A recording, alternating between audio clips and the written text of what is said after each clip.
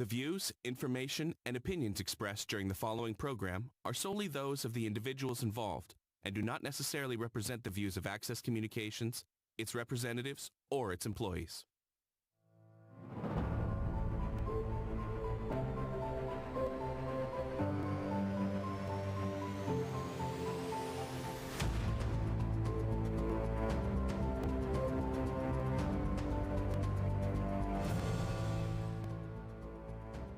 Live debate coverage is brought to you by the Saskatchewan Realtors Association, the Regina and Region Home Builders Association, the Regina Hotel Association, and APAS.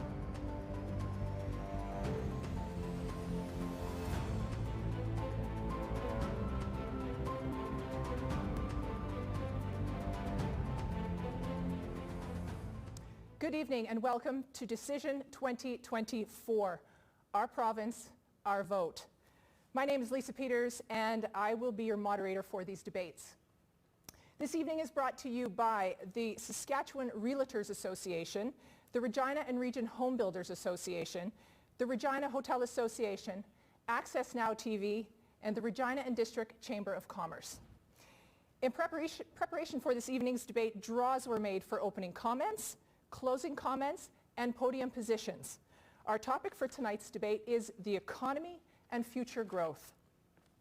I would now like to introduce to you the candidates for this evening's debate. At podium 1 is Alina Young, Saskatchewan NDP. In podium 2 is Jim Ryder, Saskatchewan Party. At podium 3 is Rose Bushall, the Progressive Conservative Party of Saskatchewan. And at podium 4 is Jim Elliott, Saskatchewan Green Party. We are now going to move to opening comments in which our candidates will have 2 minutes. The first opening comment, based on a draw, will go to Jim Elliott. Jim, you have 2 minutes. Thank you, Lisa, and thank you to the Access Communications with the ability to talk to all our residents. We have 61 candidates across this province, so wherever you may live, we can talk to you, we can get your vote if you wish to vote for the Green Party. Part of what we're doing is we're doing things differently in this province. We don't do the same thing as everyone else is doing. Our politics is different. We work from the ground up. We work on issues that are mattering to you, and we begin by that initial contact, whether that's you as a voter or you as a candidate in whichever riding you are. Mine is Regina Elphinstone Centre, but like I said, you can vote for anyone in this province. You can also look at more of our campaign through our platform that we have on our website, and we have 62 pages of information for that platform. So thank you. Thank you, Mr. Elliott. And to you, Mr. Ryder. Thank you, Lisa, and thank you to my fellow candidates for being here tonight. This election is about which party can keep our economy strong and our future bright. Right now in Saskatchewan, there are more people working than ever before, nearly 100,000 more jobs in Saskatchewan. There's more people living here than ever before. Saskatchewan is now home to more than 1.25 million people. Our economy is growing and we're projected to be among the leaders in growth again this year. The value of Saskatchewan's exports last year was almost $50 billion. That means more jobs and investment here in Saskatchewan. It's only through a strong economy that we can make record investments into the programs and infrastructure that Saskatchewan people expect. We're building more schools. 69 schools have been built or are currently being built in Saskatchewan. We're building more roads. Almost 21,000 kilometers of highways have been improved since 2007. We're building more hospitals and healthcare facilities like the Urgent Care Center here in Regina. We're going to keep doing all these things within a responsible fiscal plan. Tonight is a chance to compare our records. We all remember the NDP's record of decline, the worst job creation record in all of Canada. They lost people, jobs, and opportunities to other provinces. They closed hospitals, schools, and long-term care beds for seniors. The NDP will damage our economy. We've seen it before, and they'll do it again. So tonight, ask yourself which party has a plan to keep our economy strong and our future bright. Thank you. Thank you, Mr. Reiter. Alina Young, you have opening comments. You have 2 minutes. Thank you, Lisa. My thanks to the Chamber and all the sponsors here tonight, as well as my colleagues this evening for participating in this debate. My name is Alina Young. I'm proud to be representing Carla Beck and the Saskatchewan NDP tonight. And I'm a mom of 2 young children and a small business owner here in Regina. My husband and his father owned a small business. My mom and dad actually owned a small business. So this is something that is in my family, and very, very early in the morning, every 2 weeks, I still wake up and run payroll, which I say keeps me honest. I'm proud to be raising my family here, and I'm proud to be running a business here. But I'm quite connected to the small business community, and I hear the concerns that people have about the state of the economic direction of our province and all of the opportunities that are being passed by.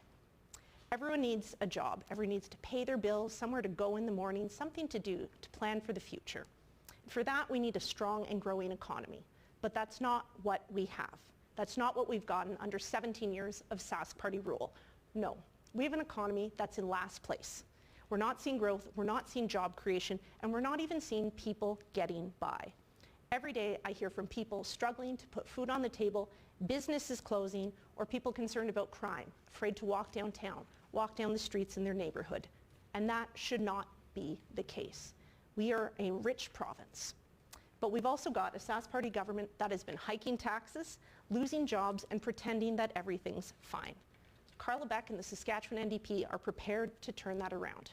We're ready to grow our economy, grow businesses, grow jobs, grow paychecks, and work with our business leaders to do what it takes to get out of last place. It's time for a change. Thank you, Ms. Young. All right, Rose Bushell, it is time for your opening comments. You have 2 minutes. Thank you. And thank you, Lisa, and the Chamber for hosting this tonight. I think it's very important that we discuss economy in our province. For the past 17 years, we have seen economy go down and decline. We have seen more and more people lose jobs. We have seen businesses shut down, especially over the COVID years, and never reopen again. We have seen people living from paycheck to paycheck, and now that paycheck isn't enough anymore. We have seen more and more people lose their homes due to overinflated prices on rent and mortgages, and that is something that owning a home now is something that is not attainable for people in this province, especially young people. The Progressive Conservative Party of Saskatchewan, we believe in a strong economy. We believe that it's time for a change. We have seen too many people asking at the doors, it is time for a change. People are not happy. And we will be a strong advocate for your voice, for people in this province, and to make sure that their voices are heard in the legislature. Because the Sask Party and this current government for too long have been ignoring you. And it's time that you start being heard. We have seen the economy on a decline, and yes, they boast all this job growth, but who are the jobs growing to? We hear all this raised people coming into the province, and the population growing. But where are they living?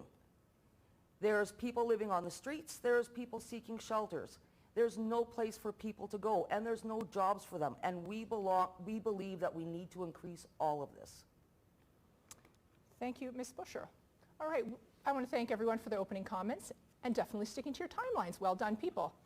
All right, so we will now move into the debate. We are talking about the economy and future growth. I will read the question, and then I will let you know who will go first. Economic diversification. What specific strategies do you propose to diversify Saskatchewan's economy beyond traditional industries like agriculture and mining? So to you, Ms. Young, you are first.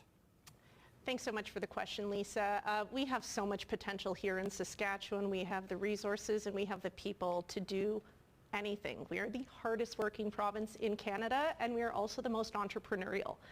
While it's incredibly important to maintain our traditional industries, our strong industries, mining, oil and gas, it's also really important to give opportunities to new entrepreneurs starting up. That's why I'm proud that Carla Beck and the Saskatchewan NDP have come out with a commitment of $40,000 loans, startup loans. Some of it is also available as a grant to entrepreneurs looking to start businesses here in Saskatchewan to invest their time, their money, their wealth, and their hopes for the future. Thank you, Ms. Young. To you, Mr. Ryder. So thank you for the question, Lisa. So there's a number of ways we're diversifying the economy. We have a number of incentives, tax incentives for private investment. Private investment is what drives the economy. It creates jobs and opportunity for our citizens. Just an example of incentives we have Saskatchewan Technology Startup Incentive, which would obviously diversify. I would also add your question you mentioned about agriculture and mining. Part of the issue there is not to diversify away from those things, but I think it's for value added. There's a number of incentives we have in that regard. We have a critical minerals processing investment incentive, a multilateral well program incentive for the oil and gas industry. So it's about expanding on the resources that we do have already. We're obviously a leader in the world on both mining and agriculture. In fact, we're ranked third overall in mining investment attractiveness around the world. So it's about building on the resources that we have. All right. Thank you, Mr. Ryder. All right. To you, Ms. Bushell. Well, we believe in investing in people, first and foremost. With our platform that we released on affordability, some of that was based on food security.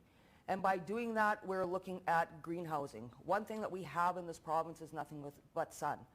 And by having year-round greenhouses to help produce fruits and vegetables for the province, this now creates a large amount of jobs that people can rely on.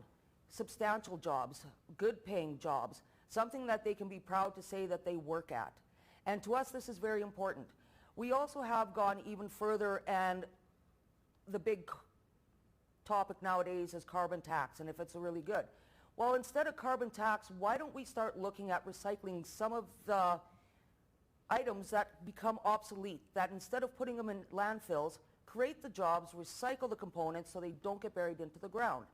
In 20 or 30 years, there's going to be thousands of solar panels that are past their life. These now release toxic chemicals into the ground. We need to keep these out of there, so now we can recycle them. All right. Thank you, Ms. Bushell. And to you, Mr. Elliott, you have 1 minute. We are looking at three major planks in our platform. One is to deal with poverty directly rather than simply just incremental changes. So the fact that we're looking at giving a full income to our social service and said recipients. We're looking at increasing our minimum wage, because if in fact you can't survive on a minimum wage, we feel it should be higher. But I think the one that hits the entire province is our capacity to deal with climate change actions, and that's at every household, at every business in this community. We could be directing people to jobs in the small community rather than having them have to move them outside the province, or in fact keep them in the cities and the towns. We also look at healthcare as well in respect to that. That's a small town supporter as well. So. All right. Thank you, Mr. Elliott. All right. We are on to question 2. We're going to talk about job creation. How will your policies directly lead to job creation, particularly for young people and those in rural areas? This question will go first to Jim Ryder. You have 1 minute. Thanks, Lisa. As I mentioned in my opening comments, 100,000 jobs have been created in Saskatchewan since we formed government, many of them in the rural area. When you look at value added for agriculture, when you look at mining, example on the mining front, BHP, their big project at Jansen, the world's largest potash mine underway, phase 2 already announced, going to create a great deal of opportunity for our people in the rural areas and our young people. Another example in Regina, the Cargill canola crushing plant. We're going to continue to build on the resources we have. We do great in agriculture, we do great in mining. That's where we're going to continue to build. All right, thank you, Mr. Ryder. To you, Rose. Like I stated earlier, so we're looking at greenhousing to make sure we have inexpensive fruits and vegetables for people. This will create incredible jobs and opportunities for growth. As for farming, we believe it's important that the new generation of farmers are able to continue farming. Right now, with the way things are going and the Sask Party, they're not able to do that because there's too many big private firms moving in, buying all the farmland, not giving any opportunity for people to farm or to buy land. And they're costing everybody out of business. They are pushing them out of their livelihood. They're not only destroying a way of life, they're destroying small communities and pushing everybody into the cities where there is no jobs and no housing. And this has got to stop. And this is why we believe in really supporting the farming sector and keeping farmland in the hands of Saskatchewan farm owners. All right, thank you, Ms. Bushell. And to you, Mr. Elliott, you have 1 minute. Yes, within the rural setting, and I think we can move in a much more aggressive way in the sense of creating those small businesses locally. If you don't have a school, if you don't have a hospital, or if in fact they're shut down, that's a major pull of economics away from that town. And so we believe in supporting those, but also adding to it. I mentioned the whole idea of around climate change actions. That's going to be hiring thousands of electricians across the province. We're also going to be looking at a lot of value-added processes. Was mentioned with the greenhouses. We could be producing 33,000 pounds of vegetables in a passive greenhouse. No electricity needed, no anything, and it can be done. It's being done in Alberta right now, and that's the way we want to move our province more positively. Thank you, Mr. Elliott. And to you, Ms. Young, you have 1 minute. Thanks, Lisa. We're going to hear a lot of opinions here tonight, but let's talk about the facts. And the facts are that every other province, except for Newfoundland and Labrador, has created more jobs at a faster rate than Scott Moe and the tired and out-of-touch Saskatchewan Party government. In fact, Scott Moe is the only premier to shrink the economy before, during, and after the pandemic. We have the second worst jobs record in the country, and we need to turn this around. It's time to get out of last place. Carla Beck government is committed to doing that by not raising taxes. That's our promise for the next 4 years. Unlike the Sask Party, we're not going to double the take on the PST, and we're not going to add it to everything from rider games to children's clothes and groceries. We're going to stop the flight of head offices and head office jobs here in Saskatchewan, and we're going to get out of last place in healthcare and education, which matters to families and job creators. Strong economy makes strong family, and strong families make a strong economy. Thank you, Ms. Young. All right, we are on to our third question. We are going to talk about support for small businesses. What measures will you implement to support small and medium-sized enterprises, which are crucial for economic growth? We will start with you, Ms. Bushell. For small businesses, what we're doing with our affordability plan is we are introducing a $15,000 grant, which will help make businesses more efficient. This way, their cost of power and heating will now go down.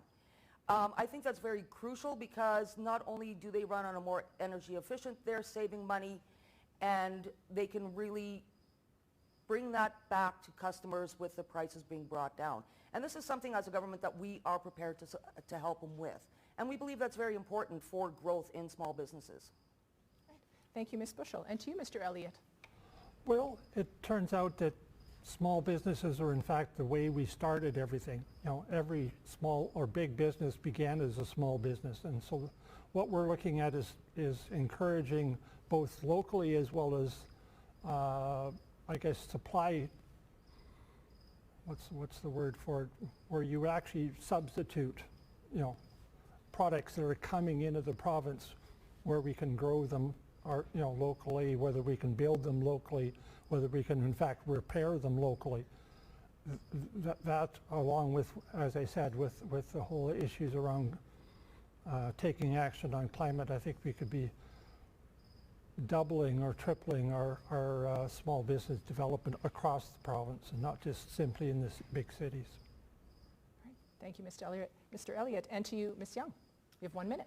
Thank you so much, Lisa. So I've already talked about our plan to provide $40,000 startup loans to new small businesses in Saskatchewan.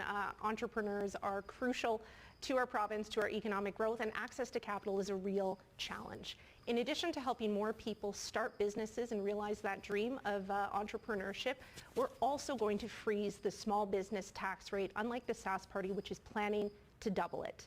Under this government, nearly 1,000 small businesses have closed their doors, most of which are in rural Saskatchewan.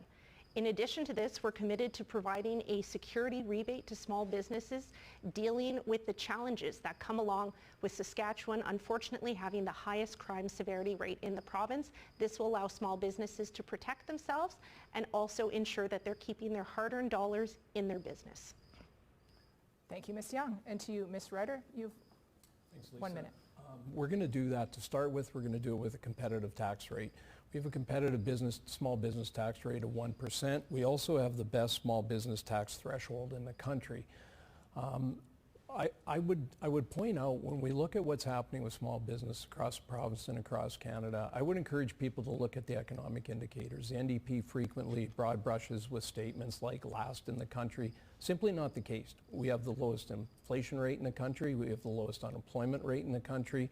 Small business is doing very well here.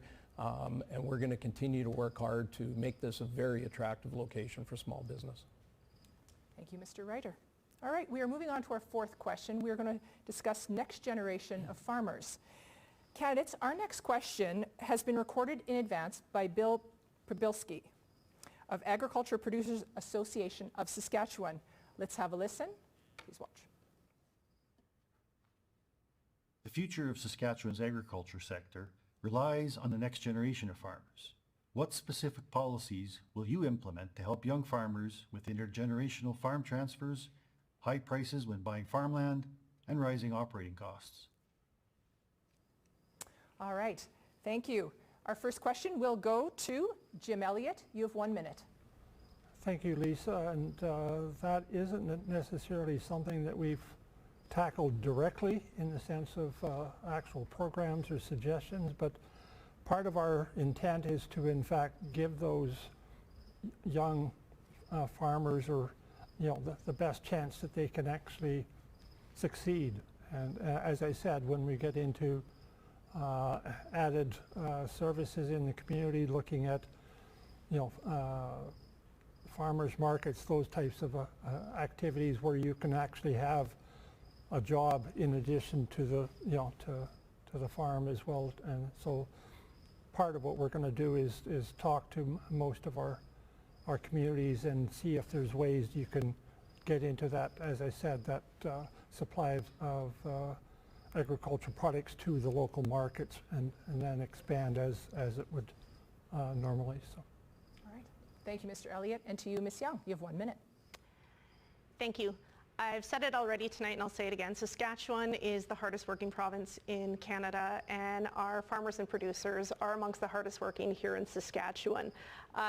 I don't know anybody looking for a handout, but what people are looking for in the business sector and the agricultural sector, as well as for a government, whether it's federal or provincial, that is not adding to the challenging burden that they're already facing, whether it's rising input costs, rising costs for power, natural gas. We have a commitment not to raise taxes for our first 4-year term in government, and in addition to that, we need to support our agricultural producers with opportunities when it comes to value add, expansions for manufacturing, for processing, and other opportunities for the next generation of agriculture, like irrigation projects. All right, thank you, Ms. Young. And to you, Ms. Ryder. Mr. Ryder, you have 1 minute. On a number of fronts. First of all, we do have the best farmers in the world, bar none. We have a very active Ministry of Agriculture that can provide support to and technical advice to farmers when necessary. We have some major irrigation projects coming down the road that we think are going to help with food security and water security. And we have properly funded crop insurance. Where we're at right now, frankly, is in a lot of cases what farmers need is for government to get out of the way. Let them do their job. They are the best in the world. Thank you, Mr. Ryder. All right, and to you, Ms. Bushell, you have 1 minute. I am so happy this question was asked. This is something that we have been talking about for quite some time when it comes to farmland ownership. Too many times we have seen farmland now being auctioned off and sold off to the highest bidder, and a lot of times it is foreign investment that's coming in that's buying this farmland. It is pushing our local farmers out. It is destroying our way of life. It is destroying small communities. What we want is we want that strong farming sector. We want that second generation, third generation, and fourth generation farmer to continue to be able to thrive in the province. By doing that, we will make sure the legislation when it comes to farmland is enforced. We will keep foreign money out of buying Saskatchewan farmland because it doesn't belong. We want to support our local farmers, our local people, because this is what's most important.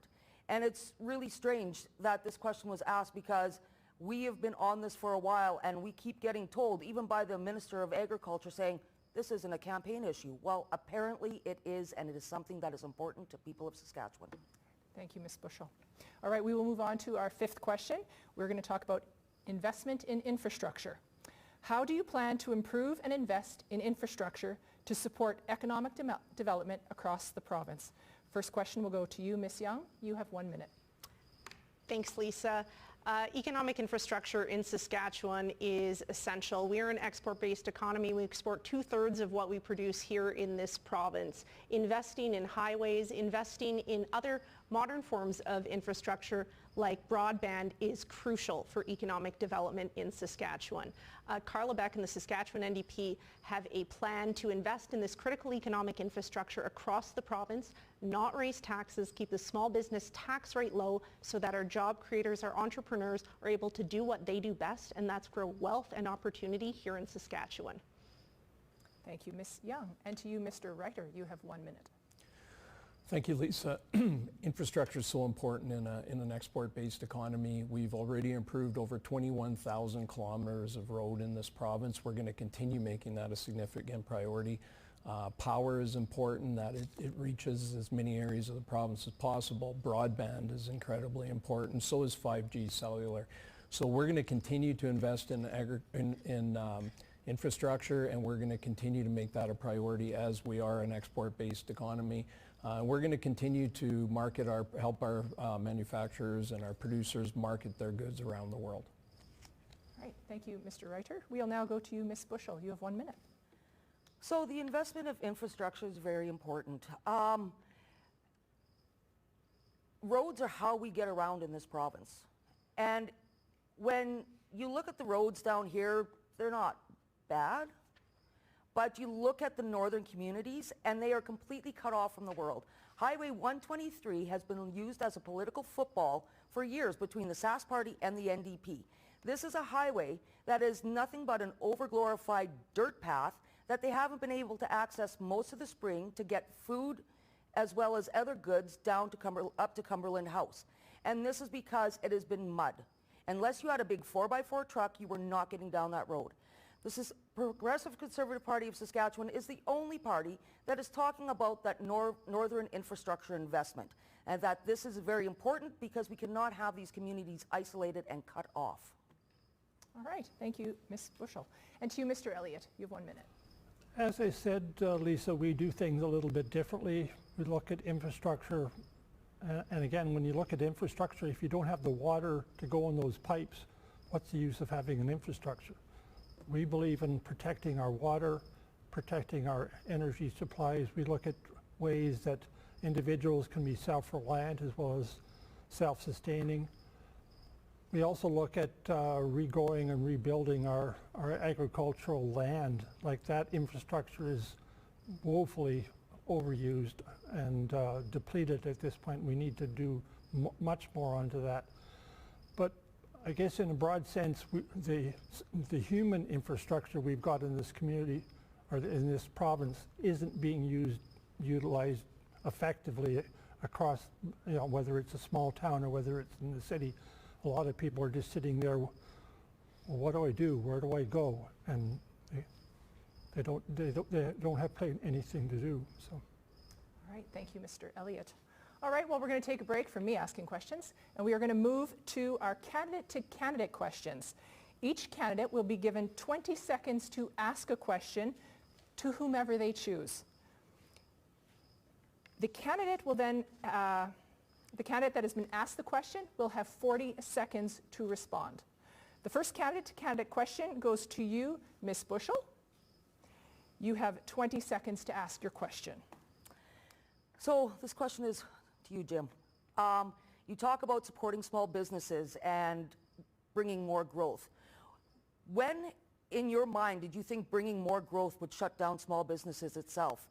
You guys have allowed a tire manufacturer plant or shredding plant into the province, which has now shuttered the doors of a company that was grown and in Saskatchewan, made by Saskatchewan people, and now the only ones doing it is an American company. How is that growth and how is that working for Saskatchewan? Let's move to our answer. Okay, we are very supportive of small businesses in the province.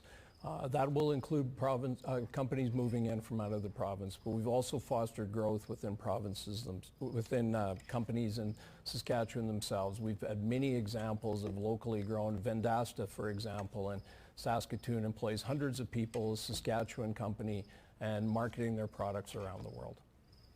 All right, thank you, Mr. Reiter. Mr. Elliott, you have 20 seconds to ask a question. My question goes to Alina Young and the NDP.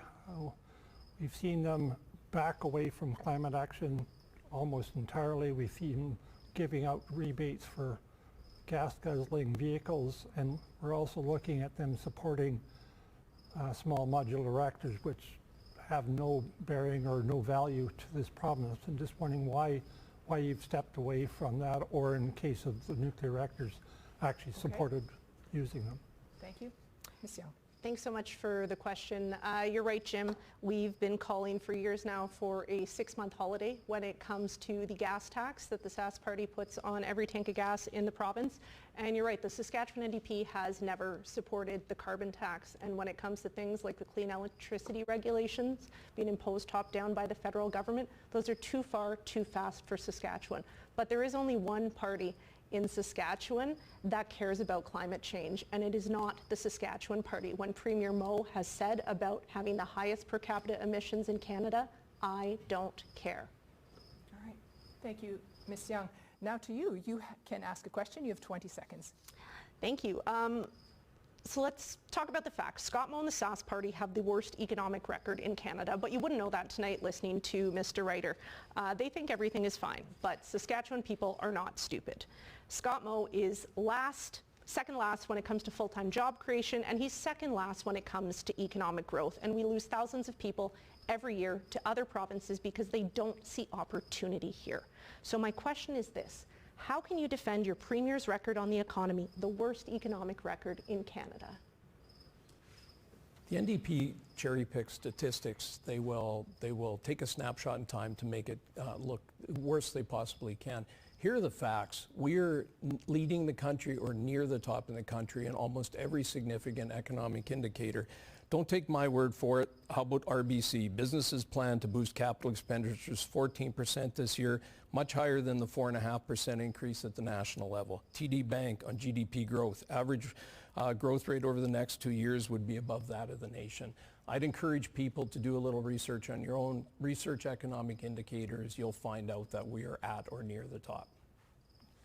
Thank you, Ms. Reiter. And now it is your turn to have a question. You have 20 seconds to pose your question. Thank you. So the NDP costing plan released the other day has no money in it for infrastructure, $0, and a $3 billion hole of unaccounted costs. That means the NDP would have to cancel projects like, for example, the Urgent Care Centre here in Regina. What projects would the NDP cancel? I can answer that very succinctly, Lisa. The answer is no projects. There is no plan to cancel anything. In fact, there is a plan to freeze taxes, to cut taxes, and to actually invest in things that people care about. We're committed to investing, getting out of last place in healthcare and education, and ensuring that our economy is moving out of last place into first. All right. Thank you, Ms. Young. We will move back to questions, and the next one is on education and training. What are your plans to enhance education and vocational training programs to meet the needs of a changing job market? This question will go first to Mr. Reiter. You have 1 minute. Thanks, Lisa. On a number of fronts, we'll be dealing with that. For example, we have a labor market strategy, $300 million that'll be spent on programming. That includes 250 more apprenticeship training seats, which brings the total to over 4,800. in the province. And also the Distance Learning Centre. We've had great success there. Just recently there was an announcement made on mechanical and auto body. Earlier this summer we announced training on oil and gas. We're going to help ensure that industry has the right labor supply that they need moving forward. All right, thank you, Mr. Reiter. This to you, Ms. Bushell. You have 1 minute. Well, I think the first thing we need to do when it comes to education is we actually need to look at the public education sector. This is something that's been underfunded for way too long. Sask Party has done nothing but cut after cut after cut. Now we're seeing violence in classrooms, and we need to get this under control. Yes, I agree, we have to definitely put more into vocational schools and universities, but the biggest thing is we have to make sure that we have incentives for those people to stay in Saskatchewan, not move off, because there's no jobs here for them. All right, thank you, Ms. Bushell. And to you, Mr. Elliott, you have 1 minute. Thank you. As the Progressive Conservative Party stated, we don't necessarily need to be focusing entirely on the trades, although that has some benefits if you look at all of the economic activity that would be happening if we were actually to take some action on climate change. My support is clearly with the teachers and with the staff. That I sit on a community council and see it almost every week how they're having to scrimp and save. In fact, we do the fundraising for a lot of school programs and school initiatives. So part of it is to fully fund up to grade 12, and in fact, I would go further and look at university training or trades training as being a free part of our public education system. Thank you, Mr. Elliott. And to you, Ms. Young. Thanks, Lisa. Carla Beck and the Saskatchewan NDP are committed to making a generational investment in the education sector of $2 billion. We're also going to be focused on retention. For every 100 newcomers who move to Saskatchewan within the first 5 years, 42 of them leave this province. That is a shame, and that is a terrible waste of opportunity. We're also going to make it easier for job seekers to access short-term training programs, especially in high-demand areas like trucking and construction. And we're going to ensure that Saskatchewan gets out of last place when it comes to healthcare and education, because it's hard to go to work every day. It's hard to build this economy if you're one of the 200,000 people who doesn't have access to a family doctor, or you're worried that your kids are not going to get the best start possible in Saskatchewan schools. All right, thank you, Ms. Young. All right, well, our next question is visitor economy. And candidates, our next question has been recorded in advance by Sandra Jackal of the Regina Hotel Association. Let's have a listen. What is your plan to compete against other provinces across Canada to grow our capital city's visitor economy? All right, we will start with Ms. Bushell. You have 1 minute. To grow any economy, you need to have the incentives there to do it. We plan on investing in cities like Saskatoon and Regina, Humboldt, Yorkton, to give something there, to make them the destination. Don't just make it a place to be, make it the place to go. And there's different initiatives that we can do to do that by making sure that we invest in labor markets for hotels and restaurants, that they are staffed, that they can accommodate that flow to come in. All right, thank you, Ms. Bushell. Mr. Elliott, you are next. You have 1 minute. I think the best option we have in some respects is visiting from within, but to answer your question, to bring other people in there, I think we have to reinstate and bring back some of the initiatives that we did in the past, like the Regina Folk Festival, like a bunch of other bigger events that can, bring the name performers to the province, because in many cases when those performers are coming to the province, they actually look at it as being a holiday because they're treated so well. So that's what I would encourage people both to visit their local places of attraction, but also, as I said, go to some of the bigger ones around the province. All right, thank you, Mr. Elliott, and to you, Ms. Young. You have 1 minute. Coming out of the pandemic, we saw some of our hardest hit industries, those in the visitor economy, slapped with a PST by the Saskatchewan Party government. the hardest hit industries were hit with an additional tax and a power rate that increased not once, not twice, but 3 times in a single calendar year. These were the industries that could least afford it. At the same time, we see crime increasing, and unfortunately, we see a government that too often ensures that Saskatchewan is a laughingstock nationally based on their scandals, their mismanagement, and their waste. We are committed to being a common sense, earnest, hardworking government that supports our small businesses, supports our industries, and supports those working to make our cities thriving destinations for everyone who wants to visit this magnificent province. Thank you, Ms. Young. And to you, Mr. Ryder, you have 1 minute. Rather than name calling, I think what I'll do is answer the question that was asked from the Hotel Association, what we would do to encourage out-of-province visitors here. We have a hosting grant in this province that's proven very successful to help organizing committees, and it's attracted large events. It's attracted the Brier, it's attracted the Grey Cup, it's attracted the Tournament of Hearts. We think that that's been very successful. We're going to continue on that front. Thank you very much. All right, we are moving to our 8th question, talk about attracting investment.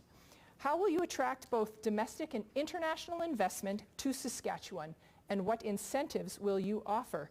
The first question goes to Mr. Elliott. You have 1 minute. Thank you. Investing comes from both the people that are here that have the money to invest, but also to bring, the examples of things like climate change, climate action. We could be, building incredible infrastructure and system in the province here, second to none. We've also got a valuable water resource, although it shouldn't necessarily be going to the irrigation side, but more on the entrepreneurial or the preparedness, emergency preparedness for small towns, because a lot of them don't have the ability to even respond to a catastrophe that we've had, over the past years. So. Thank you, Mr. Elliott. And to you, Ms. Young, you have 1 minute. Thank you. This is a crucial question. Right now, private investment in Saskatchewan, adjusted for inflation, is 55% of what it was in 2014. In the past 6 years, we've lost 15% of head office jobs and 8% of our head offices, which are critical indicators for a healthy and growing economy. Carla Beck and the Saskatchewan NDP have a plan to keep our dollars in Saskatchewan, to work with our innovators, our exporters, our manufacturers, and our producers to ensure that when we are spending dollars in Saskatchewan, we're spending them with Saskatchewan companies, Saskatchewan workers, and hiring Saskatchewan people. We have a plan to work with these workers, with these companies, and we're going to get them more jobs and bigger paychecks. Right. Thank you, Ms. Young. And then we will move to you, Mr. Ryder. We are going to do this through competitive taxes, through sensible regulations, and the incentives that I talked about earlier. And it's working. I mentioned the RBC quote. Unlike what Ms. Young is saying, businesses plan to boost capital expenditures 14% this year, much higher than the 4.5% expected across the country. That was the RBC. We're going to continue on this front. We think it's been very successful. We've attracted a number of businesses. I would reiterate the BHP potash mine, first potash mine in the country in the last 50 years, greenfield that is. There's a number of examples, the Foran mine, copper mine in northern Saskatchewan. We've been successful with this approach. We're going to continue with it. All right, thank you, Mr. Ryder. All right, on to you, Ms. Bushell, on attracting investments. So on attracting investments, I think what we need to do first is start looking at investing in our own people first. We have incredible entrepreneurs and great business minds in this province. We have one of the best business schools in this country, in Saskatoon, where people are leaving there and going to other provinces because there's nothing here for them to grow a business or to work in. So what we want to do as a party is we believe it is very important to invest in these people, to give them what they need to get started, and then once all those sectors are full, then we look at bringing in other foreign investments with other companies. I think we need to start at home first because charity begins at home. Thank you, Ms. Bushell. All right, we are moving on to our 9th question, sustainable practices. What is your vision for integrating sustainable practices into Saskatchewan's economy, particularly in resource extraction and agriculture? This first question will go to you, Ms. Young. You have 1 minute. Thank you very much. So we have some of the best industries in Canada. When we look at their performance, we look at the innovation. Places where Saskatchewan has led when it comes to agriculture, when it comes to traditional industries like mining, like oil and gas. But as I said, we know that this Premier does not care about innovation, does not care about addressing climate change, which is a concern for people and has economic consequences. And I've never met anyone in Saskatchewan who doesn't care about stewardship of this province and stewardship of the land. We can take initiatives right now to protect our environment and create good jobs, investing in Sask Power, giving opportunities for good green jobs, and continuing to invest in innovators in Saskatchewan like the Petroleum Technology Research Centre, like some of the CO2 floods that have created some of the best opportunities that we've seen in Canada and around the world, and acting now to create good jobs and reduce emissions. All right. Thank you, Ms. Young, and to you, Mr. Reiter. We're going to continue working with industry. We've been very successful with this. I mentioned a couple of mines in the province that have been very successful at low emissions, using technology to move down that road. You mentioned resource extraction. I look at the oil and gas industry. If all the oil producing jurisdictions around the world would produce oil the same way Saskatchewan does, we would lower carbon emissions 25% overnight. So we're going to encourage that. We're going to encourage technology. We've been successful with that. We think that's the approach to take. Thank you, Mr. Reiter. To you, Ms. Bushell. You have 1 minute. So when it comes to sustainability in agriculture and other business mining sectors, we believe that we need to rely on technology, science, and facts. We can't get caught up in climate change. What we can do, however, is look at ways in which we can use science and technology to really help these businesses to lower emissions. Most businesses in the province already have low emissions. I've heard a lot of people say, well, the potash mines, they put out so much. Well, I've got friends that work at the potash mines. The big steam that you see, that's all it is. It is steam. It is water. It's not even carbon emissions that you're seeing.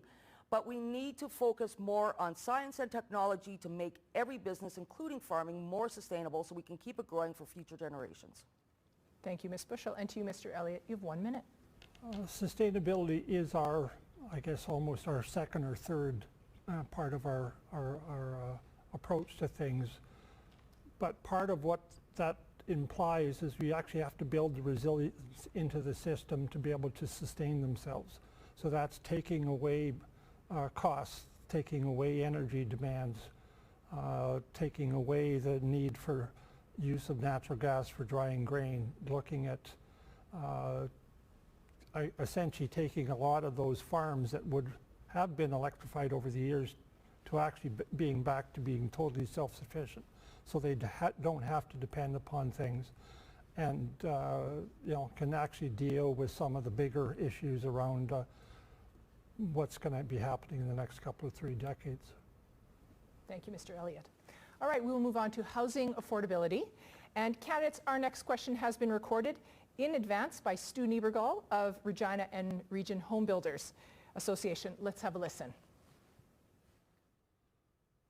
Saskatchewan municipalities continue to experience significant growth, especially in and surrounding our 2 major cities. How will your government support housing enabling and growth-related infrastructure in the coming years? All right, well, thank you, Stu. This first question will go to Mr. Reiter. You have 1 minute. Thank you, Lisa. So much of that starts at the municipal level, and we feel that it's very important to properly support municipalities. Our revenue sharing program with municipalities has been incredibly helpful. We also, on occasion when finances permit, we've used the Municipal Economic Enhancement Program, which some municipalities have used to further development. Buying a new home is so important for young people. There's many avenues that veer away from the question that was asked on that, but while we recognize that there are pressures, and there are pressures on people purchasing a new home or their first home, we also recognize that Saskatchewan has been much more affordable than other provinces and some of the large cities across the country, but we know that more needs to be done. Thank you. To you, Ms. Bushell, you have 1 minute. So when it comes to housing across the province, we recognize that there is a problem. There's not enough houses. There's too many people that cannot realize that dream of owning their first home. Progressive Conservative Party of Saskatchewan, one of the initiatives that we plan on doing is cutting the PST on building materials, which is something that the Sask Party refuses to look at and refused to look at previously. Another thing that we're committed to doing is going around to cities and other communities where the demands are highest. We are looking at building 5,000 homes over 5 years, which now will be a rent-to-own. At the end of their term, that house is now yours. You don't owe any more money on it after the amount of the cost of the house being built is paid for. And to that, I think will really help young couples, young families be able to own that first home, which under the current government, there's no way they can do because they can't afford it. Thank you, Ms. Bushell. And to you, Mr. Elliott. Yes, looking at housing, you first have to be able to get into the house. So the Green Party looks at, first of all, ending the homelessness issues by providing those first, I guess, small houses, if you want to call it that. The other aspect of this, too, is actually retaining that house. And in fact, our intent is to actually move towards a guaranteed annual income. So in fact, people can even afford to pay the rent and subsequently be able to put some of that money back into where it should be, which is food.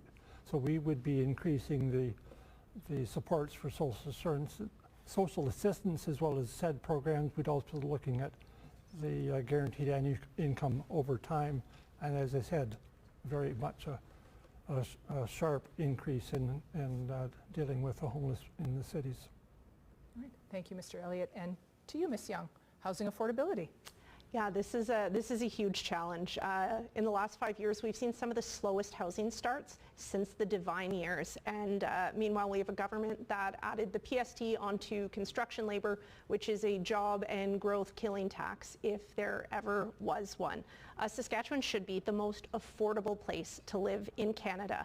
And we're going to work with industry and with builders to ensure that that remains the case by ensuring that not only are we not going to increase taxes, we're going to lower them. And in terms of pressures on Saskatchewan's housing market, we're going to work with our existing housing stock at Sask Housing and ensure that all of these units that are publicly paid for, publicly owned, that taxpayers around Saskatchewan are right now paying to keep empty, are introduced back into the market.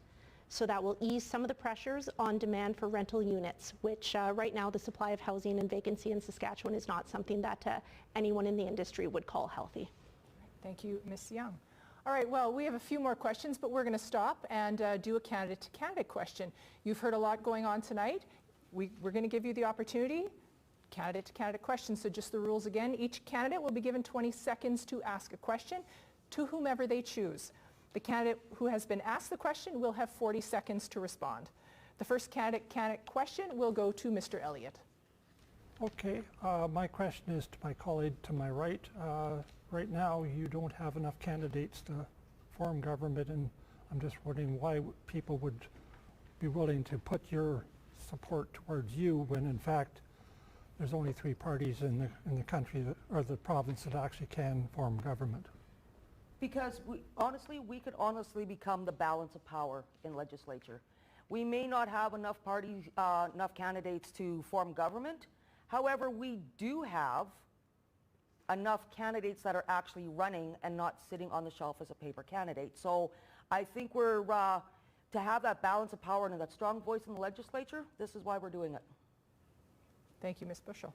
All right, the second candidate-to-candidate question will go to you, Ms. Young. Thank you, Lisa. Under the Saskatchewan Party, we have the highest rates of crime, highest rates of violent crime, highest rates of domestic violence in the country. And crime and homelessness have been made worse by the Sask Party's cuts to the most vulnerable. Yet the only solution that they've had is to waste $20 million on a marshal service that hasn't put a single boot on the ground to improve public safety. Now, Saskatchewan people know what they see when they walk downtown, when they walk through the communities, and they aren't healthier, better looking communities. So my question to Mr. Ryder, what is your government going to do to actually address the concerns that Saskatchewan businesses and families have when it comes to crime and public safety? So thank you for the question. On the Marshal Service, what's happening in that front, that's going to be a supplement to police. We believe, as Ms. Young said, some of our larger cities were having very serious problems downtown. We need more of a policing presence. We're going to do that. We've increased funding to municipalities for their police services on top of the Marshal Service, as we've increased funding to the RCMP for more boots on the ground there as well. That's part of it. At the same time, we're also going to get to the root causes of that, mental health and addictions, more funding going there. All right. Thank you, Mr. Reiter. It is your turn for a candidate-to-candidate question. You have 20 seconds. So my question for Ms. Young, the previous question, when I had asked, she said no projects would be canceled. Yet at the same time, there's the NDP are suggesting they would cut taxes, they would increase spending, and not cancel any projects. So the only alternative left is to run massive deficits, much like the Liberal NDP government in Ottawa. Is that the case? Again, Lisa, I can be quite succinct. No, that's not the case. We don't have a revenue problem in Saskatchewan. We have a management problem. When Scott Moe took office, the provincial debt in Saskatchewan was $17 billion, and today it is $31 billion. This is a government that has managed to double the provincial debt, double the take on the PST, all of while ensuring that we are in last place when it comes to education and healthcare, and second last place in the economy. There's actually no cost to not increasing taxes. The only cost is that that money no longer goes to the government. It stays in the pockets of the people of this province. That's what we're committed to, and that's what you can expect from a Carla Beck government. Thank you, Ms. Young. And to you, Ms. Bushell, you have 20 seconds to ask a question to whomever you like. My question now would be to you, Jim, Mr. Reiter. What are your plans when it comes to housing to make sure people in this province can afford houses? Right now, I haven't seen anything with your platform that will allow for this. In fact, it's just more of nothing. That's simply not the case. You know, as I mentioned earlier in the last question, we have a situation where Saskatchewan is not immune to inflation. We certainly have field pressures like the rest of the country, but we are the most affordable province in the country. Housing prices are indeed high here, but we have there's obviously the first home buyers program that's available. There's a number of things that have been done. We're going to continue to work with industry to see any other suggestions they might have. We're going to work to ensure that the lowest rate of inflation is still in Saskatchewan. Thank you, Mr. Reiter. Well, we will get back to our questions, and the next question will cover Indigenous economic development. How do you plan to support Indigenous communities in economic development and ensure their inclusion in growth initiatives? This first question will go to you, Ms. Burchell. You have 1 minute. So when it comes to Indigenous communities and Indigenous growth, it is very important, number one, to recognize the truth and reconciliation. And it's more the truth. We have to acknowledge the truth and what has actually happened. And until we fully do that, we can't move forward. This is something that many parties have refused to do. They refuse to acknowledge what has happened. They refuse to take responsibility for what has happened. But we believe in investing in and having that open conversation when it comes to natural resources and businesses with Indigenous communities to make sure that they can grow their community at the same rate and keep up with the rest of Saskatchewan. Thank you, Ms. Bushell. And to you, Mr. Elliott. Yes, first things, as I said before, we start from the bottom up, and that's providing housing and water for First Nations across this province. We also have to look at examples such as what's happening in Cumberland House, where they're being impacted by the proposals from the Sask Party, as well as all of the other problems with allowing for water, proper water going down the road. But because most of or a good chunk of the Indigenous peoples that live in the city, we also have to provide them with some kind of supports at the city or small town level. Thank you, Mr. Elliott. To you, Ms. Young. Thanks very much. Everyone in this province should have the opportunity to succeed, but too many First Nations and Métis folks are being left behind. And the Sask Party has unfortunately shown through their actions that they don't care about making life better for First Nations or Métis people. They've paid lip service to things like suicide prevention, to missing and murdered Indigenous women, and there has been zero action. They ignore inherent treaty rights and have no respect for the duty to consult process. We plan on working in partnership with First Nations and Métis people across Saskatchewan, not just trying to squeeze a single project out of the Indigenous Finance Corp when it comes election time, projects that shouldn't take 2 years to get across the finish line, because Indigenous people in Saskatchewan want to be full partners. They're not just coming in for employment, they're coming in with equity. They want to be full partners in the future of Saskatchewan, and a Carl Lebec government is committed to that. Thank you, Ms. Young. Mr. Ryder, you have We're starting by providing over $25 million in targeted career training for First Nation and Métis institutions and initiatives. We think that's very important. Ms. Young mentioned the Indigenous Investment Finance Corporation and just kind of brushed over it, but we think that's incredibly important. We think that's where the future is. What it is it's a loan guarantee program for First Nations communities that are eligible to take equity positions into companies in value-added agriculture, into resource, those sorts of areas. We think that true reconciliation starts with economic reconciliation. Thank you. All right, we're moving into our last question before we move into closing comments. We will talk about health and well-being. How do you envision the link between economic growth and the well-being of Saskatchewan residents, particularly regarding access to health care and social services? This question will go first to you, Mr. Elliott. You have 1 minute. Health and wellness are the backbone of everything that we do, whether that's proper nutrition, proper access to professionals, but also the idea that if you're not healthy, you can't be working, you can't go into jobs. Your children are more likely to have problems at school because of the fact that they're having to go there without breakfast. So our intent is to support them at that level and get those things going. The other thing I think we need to do is look at more of your collaborative or cooperative arrangements with all the professionals being in the same room, so that you can go to the therapist, you can go to the doctor, you can go to the nurse, you know, all of those things. You don't have to trundle around, you know, trying to find the next appointment, because they'll all be in one place. Right. Thank you, Mr. Elliott. To you, Ms. Young. Too many families are worried about our healthcare system and worried about whether it's going to be there when they need it. Rural families in particular don't know if their ER, which was closed by the Saskatchewan Party, is ever going to be open again. Scott Moe and the Saskatchewan Party have broken our healthcare system, and they cannot be trusted to fix it. 200,000 people in Saskatchewan are without a family doctor, and we have the longest surgical wait times in the country, and doctors and nurses continue to leave this province in droves. After 17 years of Sask Party cuts and neglect, it's time to get Saskatchewan out of last place when it comes to healthcare. It's time for a change, because we cannot have a strong economy without strong families, and families need to know that there will be a healthcare system there for them when they need it. Healthcare where they need it, when they need it. Thank you, Ms. Young. And to you, Mr. Ryder. This question gets to the heart of the election campaign. We need a strong economy to pay for health care, a strong economy to pay for social services, and this election is about which party is best equipped to provide a strong economy. I believe it's the Saskatchewan Party. Thank you, Mr. Ryder. And to you, Ms. Bushell. I can answer this question best in one sentence. You cannot have a healthy economy without a healthy population.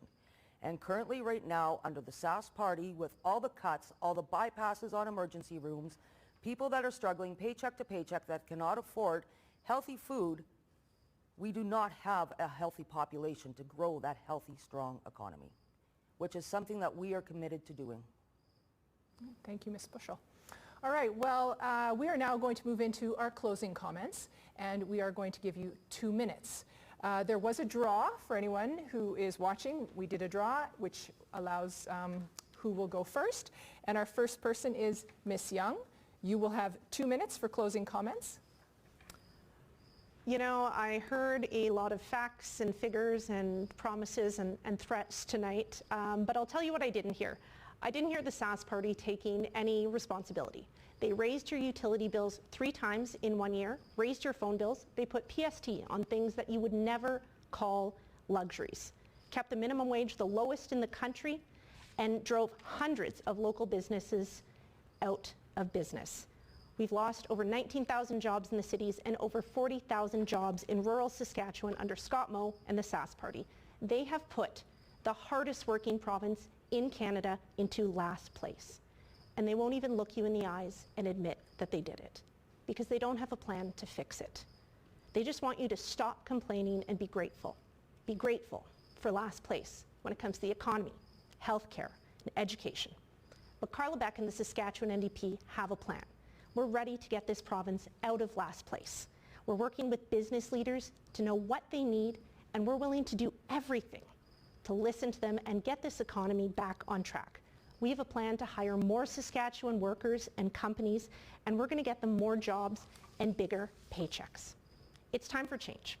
On October 28th, vote for the people who have a vision for this province, who will strengthen this economy and make this a better place to live, work, start a business, and raise your family.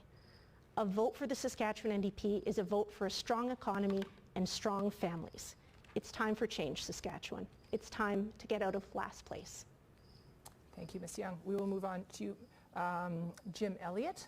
You have 2 minutes for closing comments. Okay, thank you, Lisa, and thanks to all the people that have provided comments tonight. But as you can tell, much of the politics really hasn't changed, and that's what the Green Party will be looking at. We'll be doing things differently.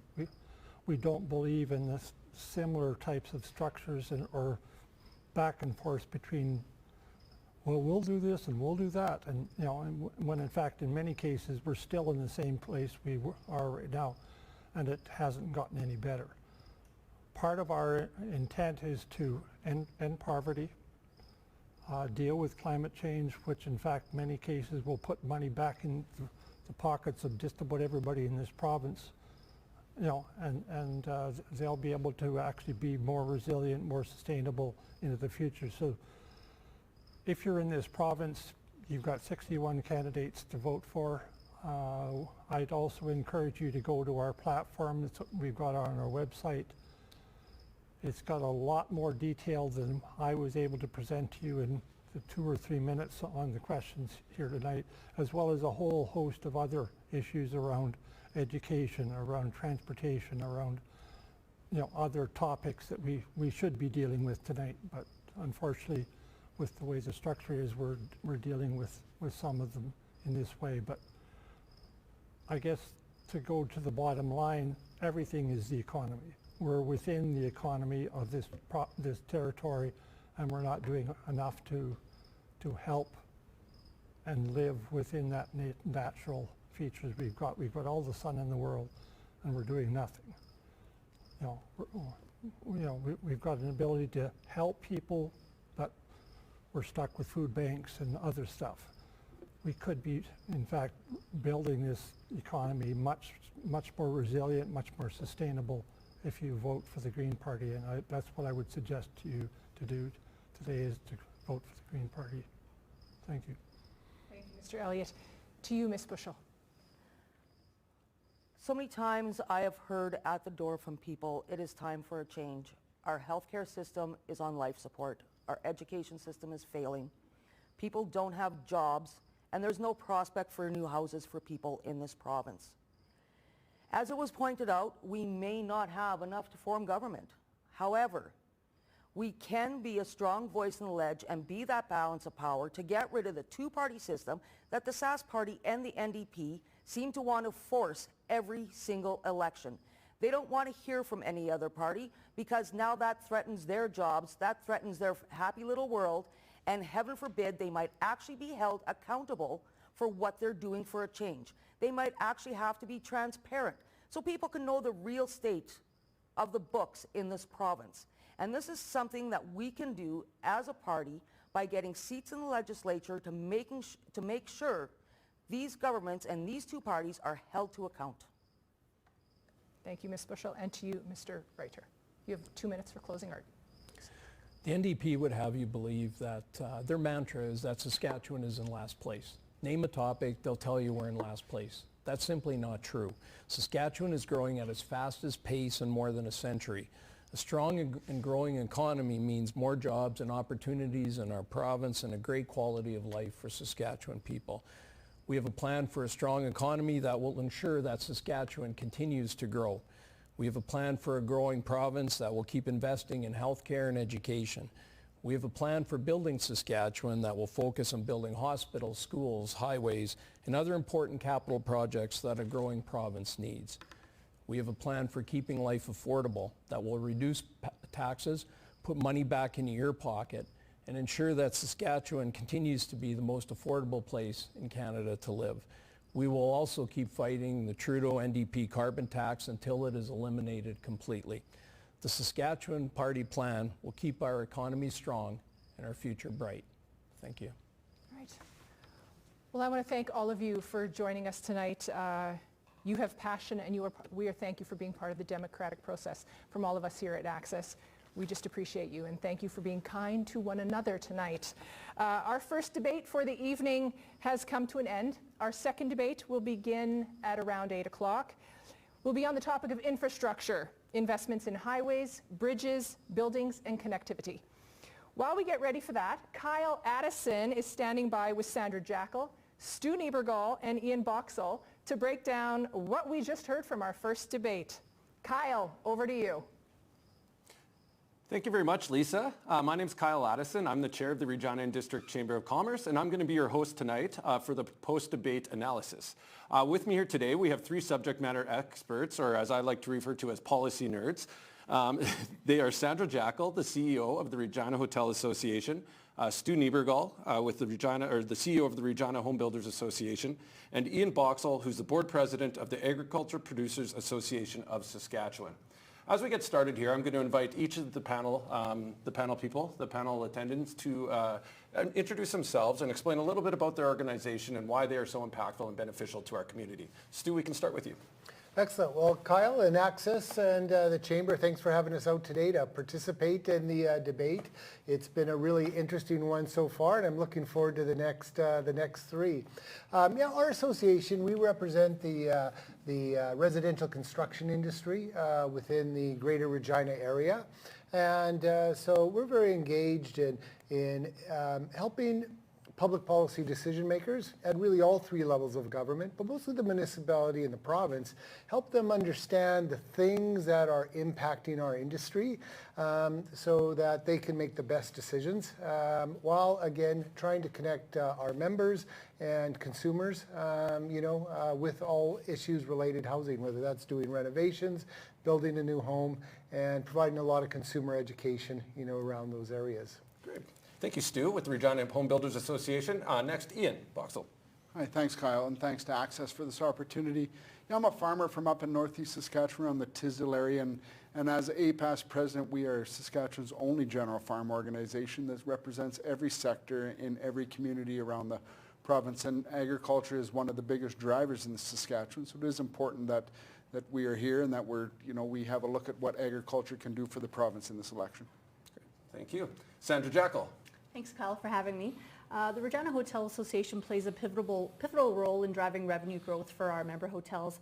We are trying to build Regina as a destination to host major sporting events and business events. So we essentially bid on and attract major events to come to town. So all your favorite events, hopefully you went to the Briar. We've just recently announced the Can-Am Police Fire Games. Those are the types of events that we bid on to come here and drive our visitor economy. Great, thank you. So we're all here for fun. We may as well start it off in a very fun way and ask, who do you think won the debate and why? Sandra. Oh, that's a tough question. Okay, putting me on the spot. So I thought it was a two-horse race, to be honest with you, between Jim Ryder and Elena Young. I thought that Elena Young had cutting critiques and stats, and Jim Ryder offered polished answers. I think they both won questions in their own right. Depending on which one they were answering, but I think they could both claim victory. It was a two-horse race, in my opinion. Thank you, Sandra. Ian? I don't know if anyone won the debate. I think an opportunity for viewers to see what the parties have to offer, and I think that maybe is the win. I think getting a lowdown on what these parties have to offer for the economy. I don't know if anyone really truly wins a debate, in my opinion. Thank you, Ian. Stu?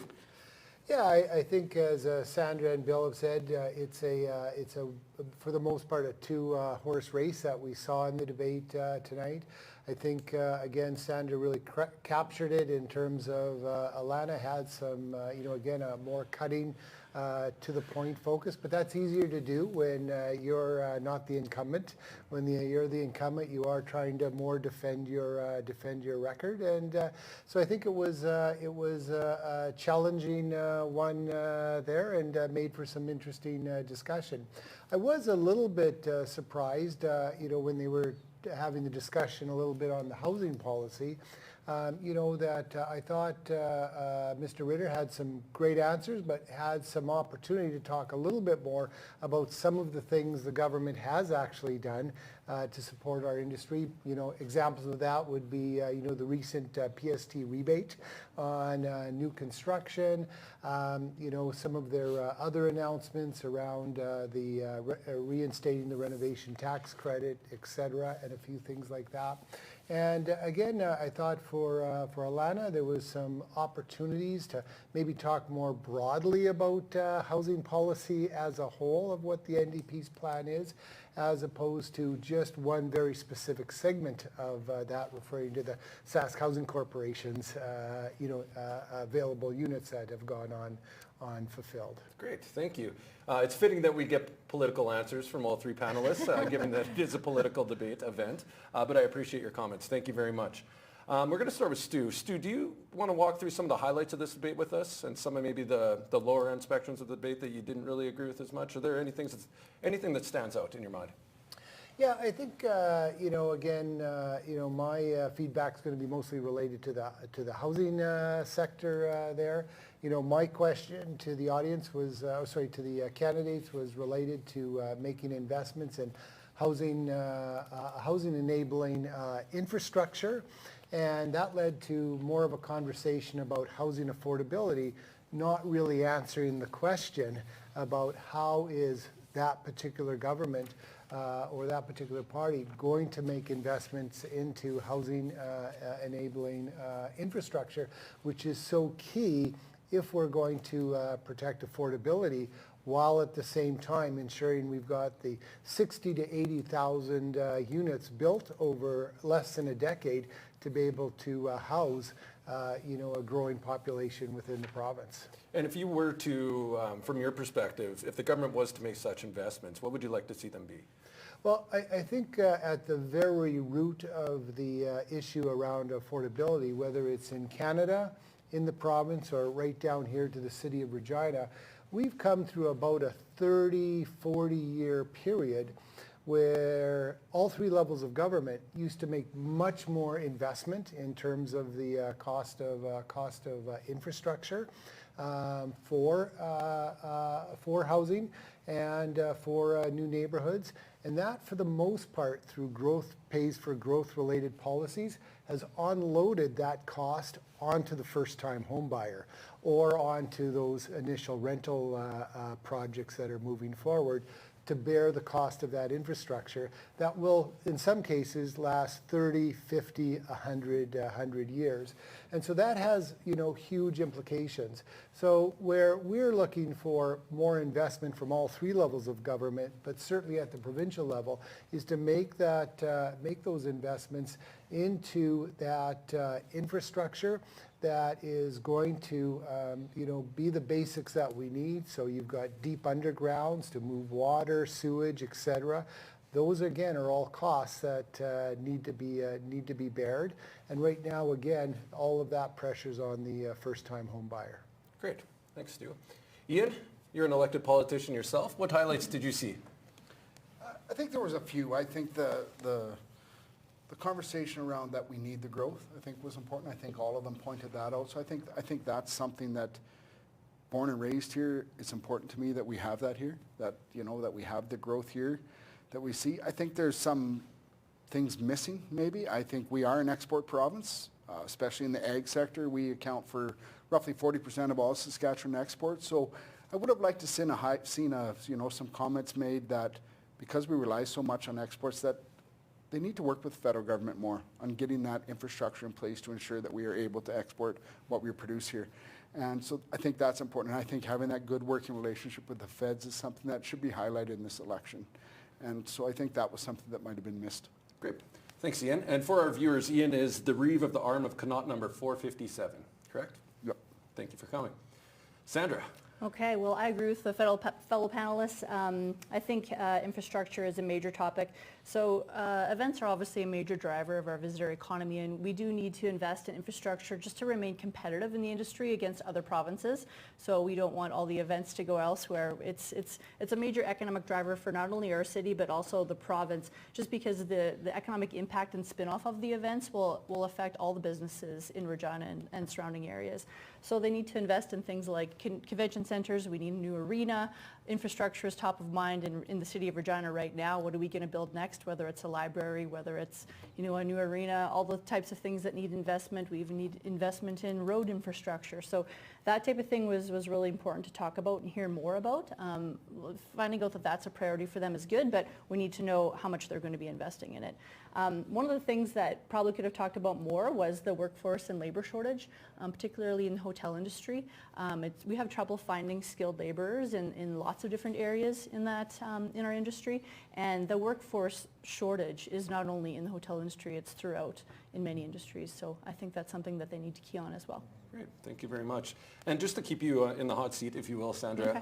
I know you're the new CEO of the Regina Hotel Association, and I know you'd mentioned investment.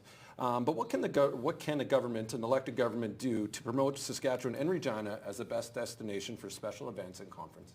Well, we need to band together. So one of the candidates, Jim Ryder, said that the hosting grant that we do have right now will continue. But I think what everyone needs to realize is that we're up against major competitors that have huge funding grants, more so even than ours. So we're up against folks like Edmonton and Vancouver and Toronto competing against the biggest cities to host these events. And you can't just wish for an event to come. You actually have to buy it sometimes. So we need to make sure that we have the backing of our leaders to bring those events to town, just because the resulting economic impact is such a benefit for our city and for our province and our visitor economy. Great, thank you. Ian, I have a question specifically for you. What is your association looking from the next government to help Saskatchewan agricultural producers continue to be competitive in local, national, and international markets? Thanks for the question. I think there's 2 or 3 things that are important. I think trade. I think trade is something that we need to ensure that our government is working on, and the province in the past has done some good work on that, but it needs to continue for sure. I think we sit on 2 of the best resources in agriculture, and that's agriculture and our youth, and we need to ensure that they have the ability to take over the farm or get into farming. We employ a little over 5% of Saskatchewan's workforce is employed in agriculture. We need to ensure that they continue to see that as a place to go for employment. And so I think we need to ensure that the access that the young people need to continue in that field is looked after. Great, thank you. And Stu, if I may go to you, with the Regina Home Builders Association, are you able to explain how a recent platform announcement that permanent Saskatchewan home renovation tax credit and increase to the Saskatchewan first-time homebuyers tax credit will help grow Regina? Yeah, so those are 2 positive announcements from our perspective. We know from previous renovation tax credits that have happened, if we go back almost more than a decade, the federal government had announced one, I think it was around 2009, 2010, for a very short period of time during the COVID pandemic. The SAS party, or the Saskatchewan government, had announced a renovation tax credit. And so, we've certainly seen that within the marketplace. When government makes those, quite frankly, fairly small investments in terms of a cost to government around those taxes, it spurs all sorts of capital investment by homeowners into their housing, and into the housing stock. And when you consider that the vast majority of the housing in Saskatchewan already exists, right? So to improve that housing stock, and especially, when you align that up with, the issues around climate change and sustainability, the housing sector is a major contributor to, greenhouse gases, although it has made phenomenal improvements in the last 30 years. So you take a new home today, that's built brand new, it is using a fraction of the amount of energy as, say, one built in the 70s. But the issue is the housing stock through the city, is much older and is not as efficient. So when we see these type of incentives put in place, that's when people start making investments back into their own housing stock. And a lot of that will actually show up in terms of investments around improving energy efficiency, which again has a positive impact to sustainability and the climate change. So it all ties together very well. Then when you look at the first time home buyers tax credit, again, that's been a positive perspective. I mean, I think at the very macro level, one thing I think we all recognize in this province, and it came up a little bit during the debate, I mean, our province punches above its weight when it comes to attracting newcomers from all over the world, to our province. And I think, Regina does exceptionally well on that. But again, we know through the stats, we've always had a problem with stickiness, right? People come and then they move on to other places. And so one of the ways we can create a little bit more stickiness, is by through home ownership, right? And so any policies in place that increase the opportunity for young people, young families, newcomers to be able to attain a level of home ownership, that is going to help us overall. And it's probably actually more important here in Saskatchewan than it probably is actually in most other provinces in the country. So I think these two policies, work together to support that. Great, thank you very much. So can I step on your toes for a minute? Sure, absolutely. So farmers aren't successful if we don't have rural communities. Yep. And so we also require infrastructure in rural communities. Home ownership in rural communities is probably easier than it is in the city. Sure, yeah. So maybe some new Canadians, some people coming to the province, maybe they need to be looking at the small town to come, where we also have the labor shortages that are faced with. And so me, born and raised in Tisdale, I want to be able to buy everything I need for my family in the town of Tisdale. Right? I want to support local. So not only do we need the infrastructure, and I agree, both in our cities, but we also need to ensure that some of that rolls down to our rural communities. Yeah, you are absolutely right. This isn't just a big city issue, This is a infrastructure, and housing enabling infrastructure is, in that sense, you being the Reeve, you understand that it's just a size of scope. You've got the same challenge as the mayor of Regina or the mayor of Saskatoon there, is that the cost of this infrastructure, which used to get shared pretty equally by 3 levels of government, is now solely on, the town of Tisdale. Slowly, and just as the same way it is on the city of Regina. And so, we need governments making those investments and sharing that cost up front, as opposed to downloading all of that infrastructure cost onto almost solely the local market. Like if you guys wanted to add another street, it's harder because we don't have the population to absorb the cost that you do here in Regina, right? But at the end of the day, that street in Tisdale is no less important than the street in Saskatoon and Regina, right? And that's something where we need to find a balance in a province that is as vast as ours and with our population spread out as wide as it is. And sometimes I think that's lost on what the economic impact is that comes from rural to the province, and sometimes I feel maybe we don't always get that back. Yeah, and I think adding to your point, I mean, I think one of the things, one of the programs that was recently announced last year, I think it was in November of last year, which I think is a very positive program. It's the province's secondary suite incentive. It puts up about $35,000 if somebody wanted to build a backyard suite or a secondary suite. And like there would be an example of a program, and it's temporary right now. I think it ends at the beginning of 2026. There is a program there that whether, again, you're in downtown Regina, in a new subdivision in Regina, or you're in Tisdale or any community in here, the ability to buy that home, be able to separate a portion of that home to put another family, do you know what I mean, in there to get that start, to gain some rental income.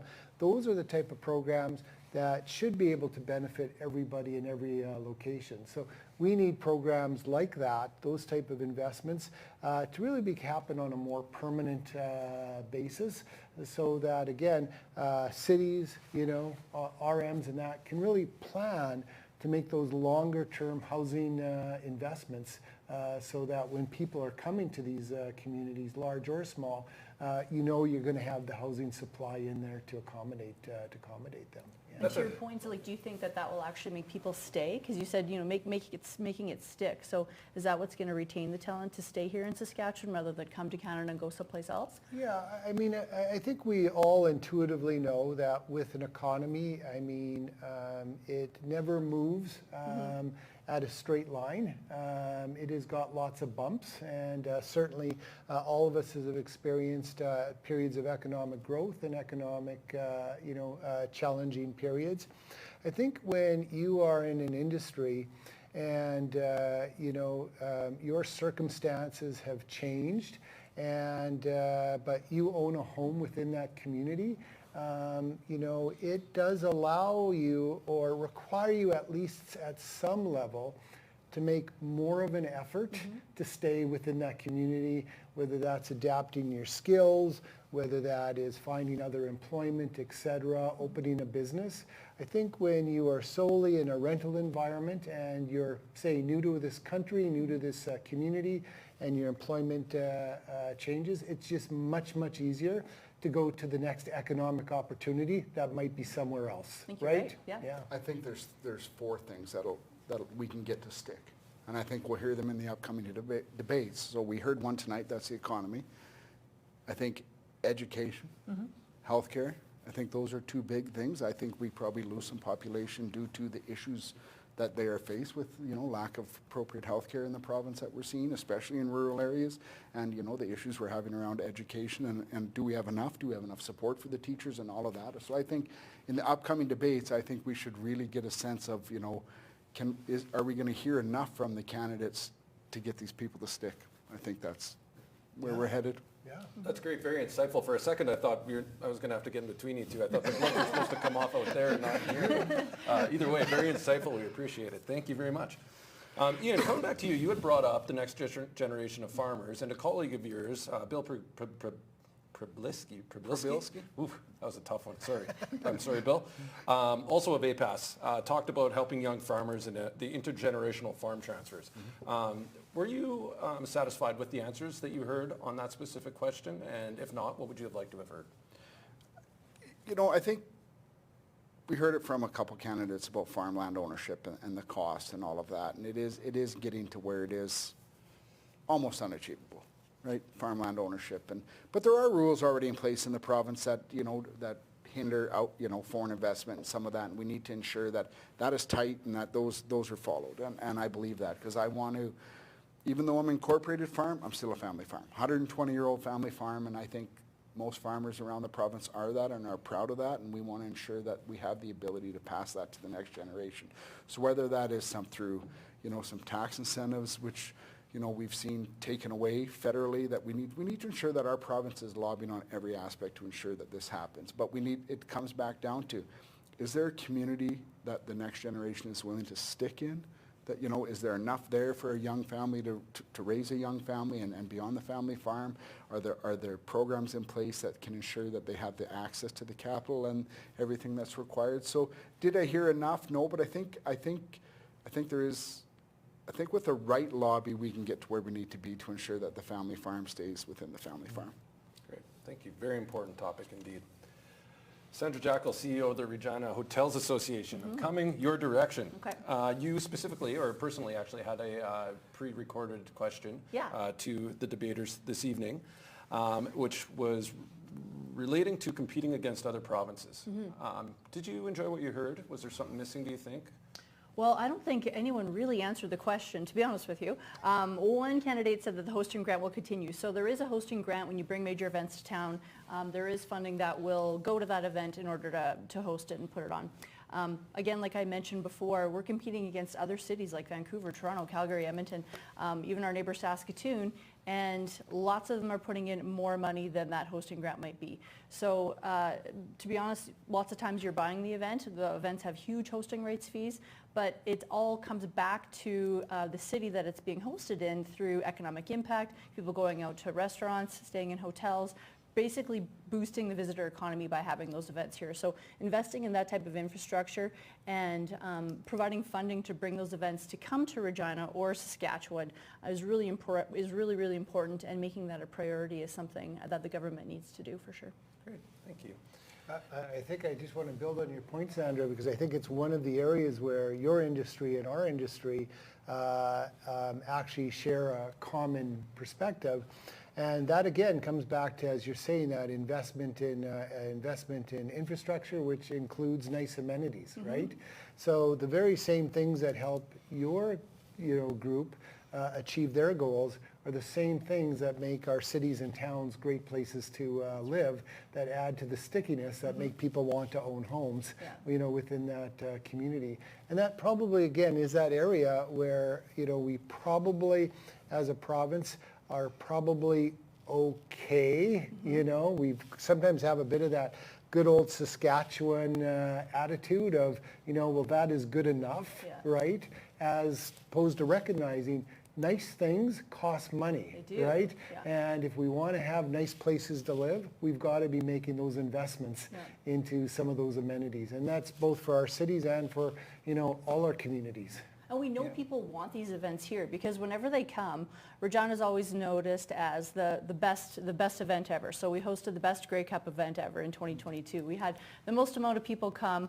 We hosted the best Briar ever. So previous to when we hosted Briar in 2018, we set a record for attendance, and then we set a new record attendance with over 101,000 people attending it this year. So people do want to come to these types of things. So it is important to invest in events because, to your point, it makes living in Regina or a city like this worthwhile.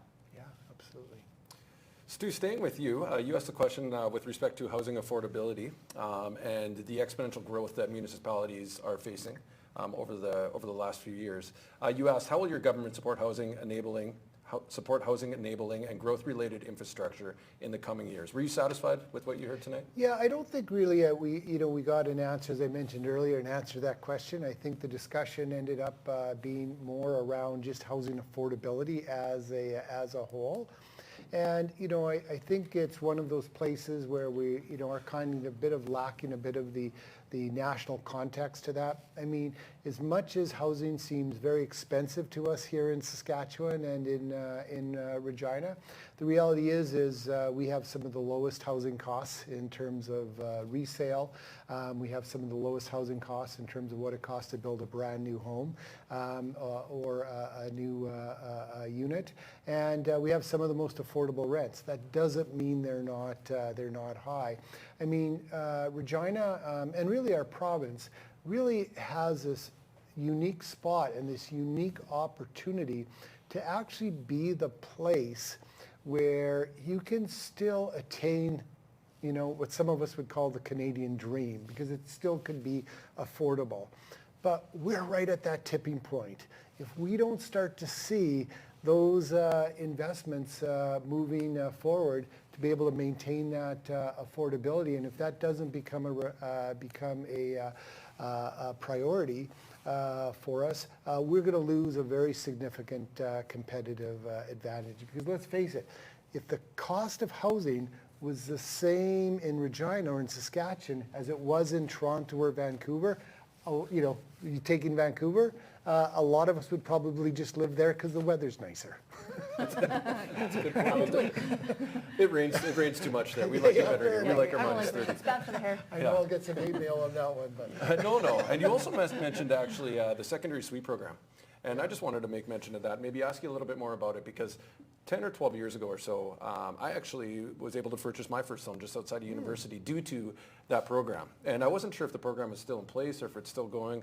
Can you provide a little bit more insight on that? Yeah, so, what the biggest roadblock is, being able to do secondary suites, in most municipalities or, within Regina as an example, has been around and available for quite a period of time, but the regulations, the zoning regulations, created quite a few obstacles for that. So as an example, you couldn't build a backyard suite in the vast majority of neighborhoods in Regina. Over the past couple of years, we've been able to see some great zoning changes, that we would perceive to be very positive. You line that up with the province's secondary suite program, which will give you up to $35,000 towards that suite, and you've got a great combination there. So, a program like that can really help somebody who wants to attain home ownership. If they can purchase that, include or renovate to build that secondary suite. Now you have a place that you could maybe take on a renter, which helps us again with some of our vacancy rate levels. You can make a bit of income off of that to help support your mortgage. Another great fit for that is multi-generational families are growing. We've got challenges around how do we best care for our most elderly and senior populations, kind of thing in terms of choices. And so again, the secondary suite programs where people can invest differently in their properties to maybe keep an aging mother or father with them, who can then also maybe provide some child care, etc., and just keep that family unit for those who are choosing that. That's a great option. We should have been really have made that available for decades. We would have been much better off, but it's really great to see those opportunities are available to us right now in the marketplace. Thank you very much, Stu.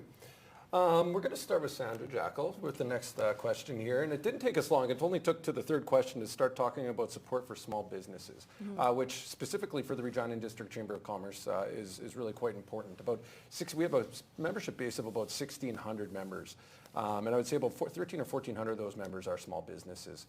So if I can ask each of the panelists, starting with Sandra, how does small business, supports for small business and the success rates of small business, how does that impact your respective role in organization? Well, we work to help support those small businesses. So I think, we boost the visitor economy by bringing those major events to town, and that's where these people are going to go. They're going to go to the local restaurants, they're going to go shopping, they're going to be staying in the hotels. So this is what boosting the visitor economy is attracting those events, bringing them to town, and it's only going to reap the benefits for your members in the chamber. Great, thank you. Ian? I think if ag's good, if agriculture's good in the province, rural communities are good. I think cities thrive. I think we are a big enough driver in the economy to have that impact. So, anything that, government can do to ensure that agriculture is good. And don't get me wrong, we've had great years in agriculture. We have some hurdles now and then in some areas that have been hard hit. And, and I'd like to see the government get to a point where I think the irrigation projects, as long as those continue, will help, with food security and all that in this province, but also help those producers in that area. So I think if we can ensure that we have a good agriculture community and a good agriculture economy, we will have, good small business in rural and cities and urban Saskatchewan. Thank you very much. Stu? Yeah, our industry, the residential construction industry, is made up of, really nothing but small businesses. And, so one of the biggest roadblocks, for, being able to, address the labor challenges, that we're currently facing is because on the residential side, we mostly work in a very contracted relationship, so that people really aren't hiring people for jobs as much as they're hiring people contracting out to very small businesses. And that business may just be a one-person operation, maybe a 10-person operation. So I think one of the platform items that I was actually unaware of till tonight that Lana had mentioned on the NDP campaign platform about the $40,000 for small business startups. I think that is a great idea. I don't know if that's the right amount. I don't know how that all costs out. Others can debate that from there. But the idea of putting actual money into help potential entrepreneurs start up these businesses. I know that would be a big boost for our industry in terms of trying to help on the housing supply challenges and the labor challenges. I think the other one that related to this, which I think got a little bit missed in terms of the discussion related around education. I mean, the province has taken advantage, has put in place the graduate retention program. I think that's been a really valuable one. I know I'm actually personally a recipient of that of the first time around. Me too. Yeah. And I mean, we should get a early home in the club. And you still a lot at the table. Yeah, and it was a significant point at that period of time for me staying in this province, right? And was able to establish myself here, and and haven't left since. And the fact that the government has doubled down on that again, I think is a real positive step. So again, we just need to really be focused in this province of doing everything we can do to make it attractive for people not just to come here, but people to stay here. And I'll dovetail into that a little bit. We asked a question on education and training this evening. And in doing a lot of membership outreach with our members at the Regina District Chamber of Commerce, one of the common themes that we hear is the attraction and retention of skilled labor and even non-skilled labor. I'm wondering, Sandra, if you could help us learn about what kind of challenges you're facing in your industry when it comes to skilled labor or lack thereof. Yeah, we have a major labor shortage. So skilled roles like, everything from chefs to housekeeping to your night auditors. So we need some potential solutions, whether it's training programs or incentives to stay. Attracting and retaining talent is something that's important to our industry, not just our industry, but all sectors, because I think that labor shortage is not just for us, it's throughout. Ian, do you have any insight as to how APAS is impacted by the attraction or lack thereof and retention of labor? Well, farmers are, definitely. Yes. Producers in this province are in every sector, whether it be in supply management or whether it be in livestock or whether it be in grain production. We hear about shortages of labor all the time, and then producers making equipment decisions to eliminate labor, because that's the biggest factor, right? So, and I think there's one thing when it comes to agriculture that needs to be remembered is it's not what you see in the old pictures, right? We're high tech, we are innovative, everything is high tech. So there needs to be a program put in place, at least on the agriculture side, to put pride behind farm labor, because it's high tech, and there's people that want to do it, and we need to ensure that there is some training for them, that they can compete with their buddies when they're having a beer that's a welder or something else. So we need to ensure that there is some process in place for those people that want to be involved in the ag sector to have that education.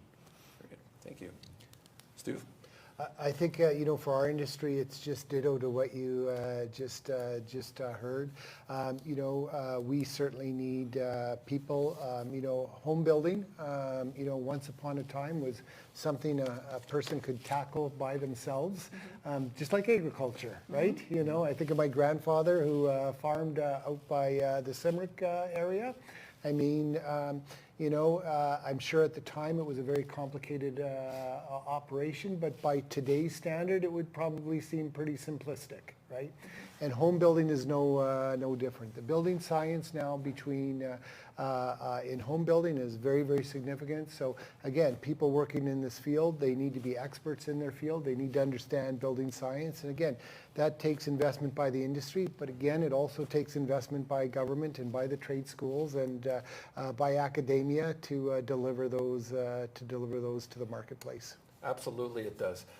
So we just wrapped up our first debate of two this evening. The first debate was on economy and future growth, and the second debate is going to be on infrastructure. Before we start touching on the second debate, I'd like to thank all of our participants in the first debate. We had Minister Jim Ryder from the Saskatchewan Party, Elena Young from the Saskatchewan NDP, Rose Bushell from the the PC Party of Saskatchewan, and Naomi Hunter from, it was Jim Elliott actually from the Saskatchewan Green Party. I'd like to thank all of them for their time this evening. The second debate tonight is going to be on infrastructure, and it's going to include Minister Jim Ryder from the Saskatchewan Party, Trent Witherspoon from the Saskatchewan NDP, Rose Bushell from the PC Party of Saskatchewan, and it may be Naomi Hunter or maybe Jim Elliott again from the Saskatchewan Green Party. Who's excited for this one? This one should be really interesting. What do you? Well, let's touch on that a little bit. Stu, what would you like to see with respect to infrastructure from a government within Saskatchewan? Yeah, I almost feel like I'm on the wrong debate because pretty much everything I've talked about, every one of my answers has been investment in infrastructure. Yeah, so yeah, that's what we really. I'm really hoping to hear from them. Is talking about how they see making long-term investments into, again, growth-related, housing-enabling infrastructure, and I would imagine others on the panel may feel the same way. Yeah. I agree. I mean, we were just talking about infrastructure the whole time here, so the need for sustained investment in Regina's tourism infrastructure is critical. Partnerships with the provincial government to enhance the facilities and market Regina as a destination for people to come and stay and live, and attracting that international tourism should be a key focus. So looking forward to hear what they're going to say about that. Yeah. And I'm curious to hear what they're going to say about our Crown Corporation infrastructure. You know, as farmers look to improve our carbon footprint with, you know, increases in or better grain dryers and more efficiencies on the farm, access to power and natural gas, in lots of cases, the supply isn't there, and secondly, it is unaffordable to bring it to the farm. So you want to make the investment to better your carbon footprint on your farm, but yet the infrastructure in natural gas and power isn't there to do it. So I want to hear what they have to say when it comes to that infrastructure in this province. Interesting.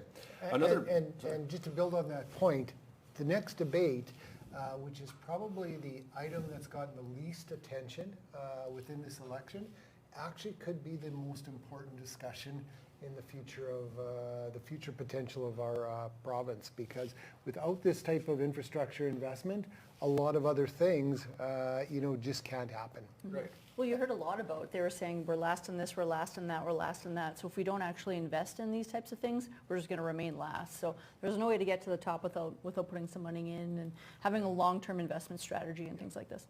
And back to the high tech and the stuff that is being developed in Saskatchewan to be used on farm all requires connectivity, and we don't have it, right? If you get outside of the cities, we don't have connectivity that is required to run our small businesses in rural Saskatchewan. So those, I'm looking to the Three Crowns to see what infrastructure investments they're willing to make for the future of Saskatchewan. Connectivity with respect to data and electricity. Everything in my farm. Data, you know, power infrastructure, natural gas infrastructure, you know, out at the rural landscape, right? Ian, if I were to ask you about your membership's thoughts and feelings with respect to highways across our province, highway infrastructure. I know the government's put quite a bit of money investing into highways.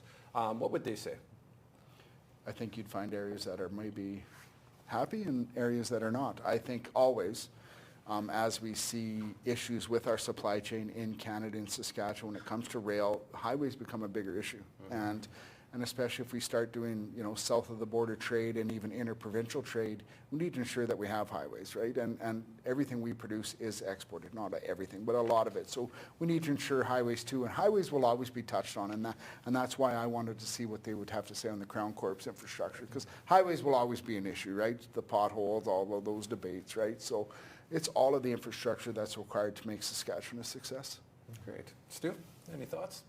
Yeah, I think, you know, related to highways, I mean, and just roads in general, I mean, I think you can travel anywhere in the country and everybody, to your point, thinks that they've got the worst pothole problem in the country, right? I think that's just the nature of road building, is that they need constant investment in them because, again, we live in a very harsh climate for roads, and we have to run heavy equipment on that to accomplish the things, whether it's for agriculture or building homes or building whatever projects that we need. So that will require a constant investment. And I think, again, Bill, you tap on a really good point that we haven't heard about is, what is the vision from any of the parties in terms of the crowns, in terms of resolving some of the challenges, because their success is key to our success as well. Great, thank you. And I'm just going to pivot here and ask each of you the same question, and whoever feels free to go for, whoever would like to go first, feel free to do so. But if you could name one thing that would be the primary piece of infrastructure investment, one thing to invest in with respect to infrastructure in this province, from your perspective, what would it be? Boy, that is a very tough question. Do you pick water? Do you pick your sewer? We have the brain trust here. I'm going to back it up for a minute. And you asked a question about highways, and I'm going to back it up. There are rural municipalities, almost 300 in the province, that maintain a pile of road and a pile of infrastructure, billions of dollars of infrastructure in the province that keeps it all flowing. And we can't ever forget about that. It's easy to talk about highways, but we need to ensure that we also talk about the rural infrastructure when it comes to roads and bridges and all of that that's required. And I think if there's one infrastructure thing that can be invested in the province, it's the people. Yeah. We're the biggest infrastructure we have here. We're the most important infrastructure here. I think we need to ensure that we invest in the people. Interesting. Oh, I like your answer. Yeah. You're not allowed to steal. You need to be original. I was going to try. Selfishly, I'll say event infrastructure, and that can be all-encompassing. So convention centers, arenas, sporting facilities, and to your point before, it will, those types of things will not only attract events here, but it will make our destination a greater place to live, work, play, and stay.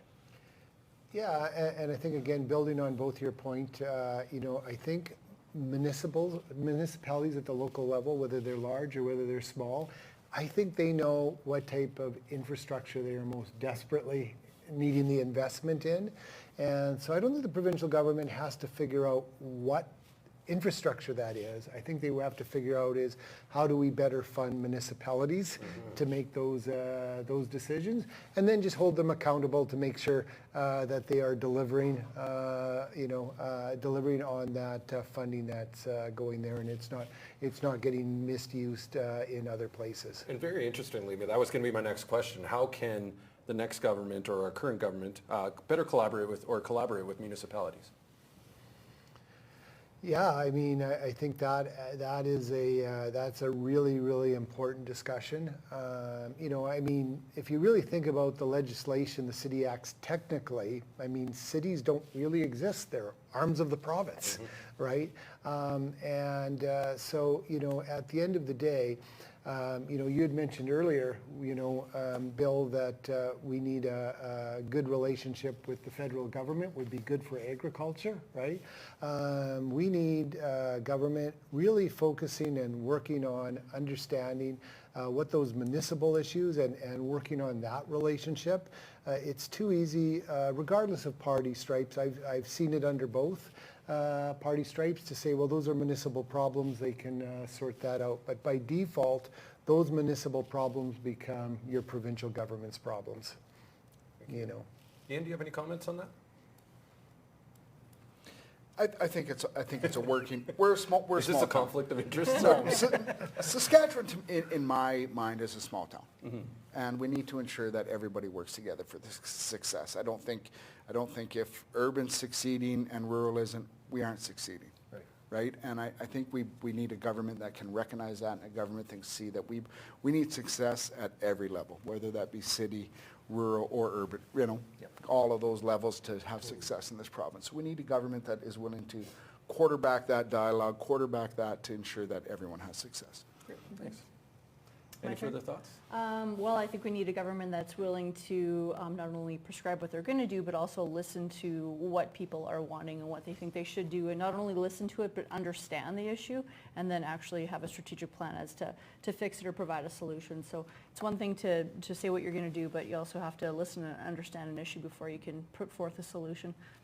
Okay, thank you. That's pretty much come to the end of the road for us this evening. I guess I'll go around the room and see if anybody has any closing thoughts.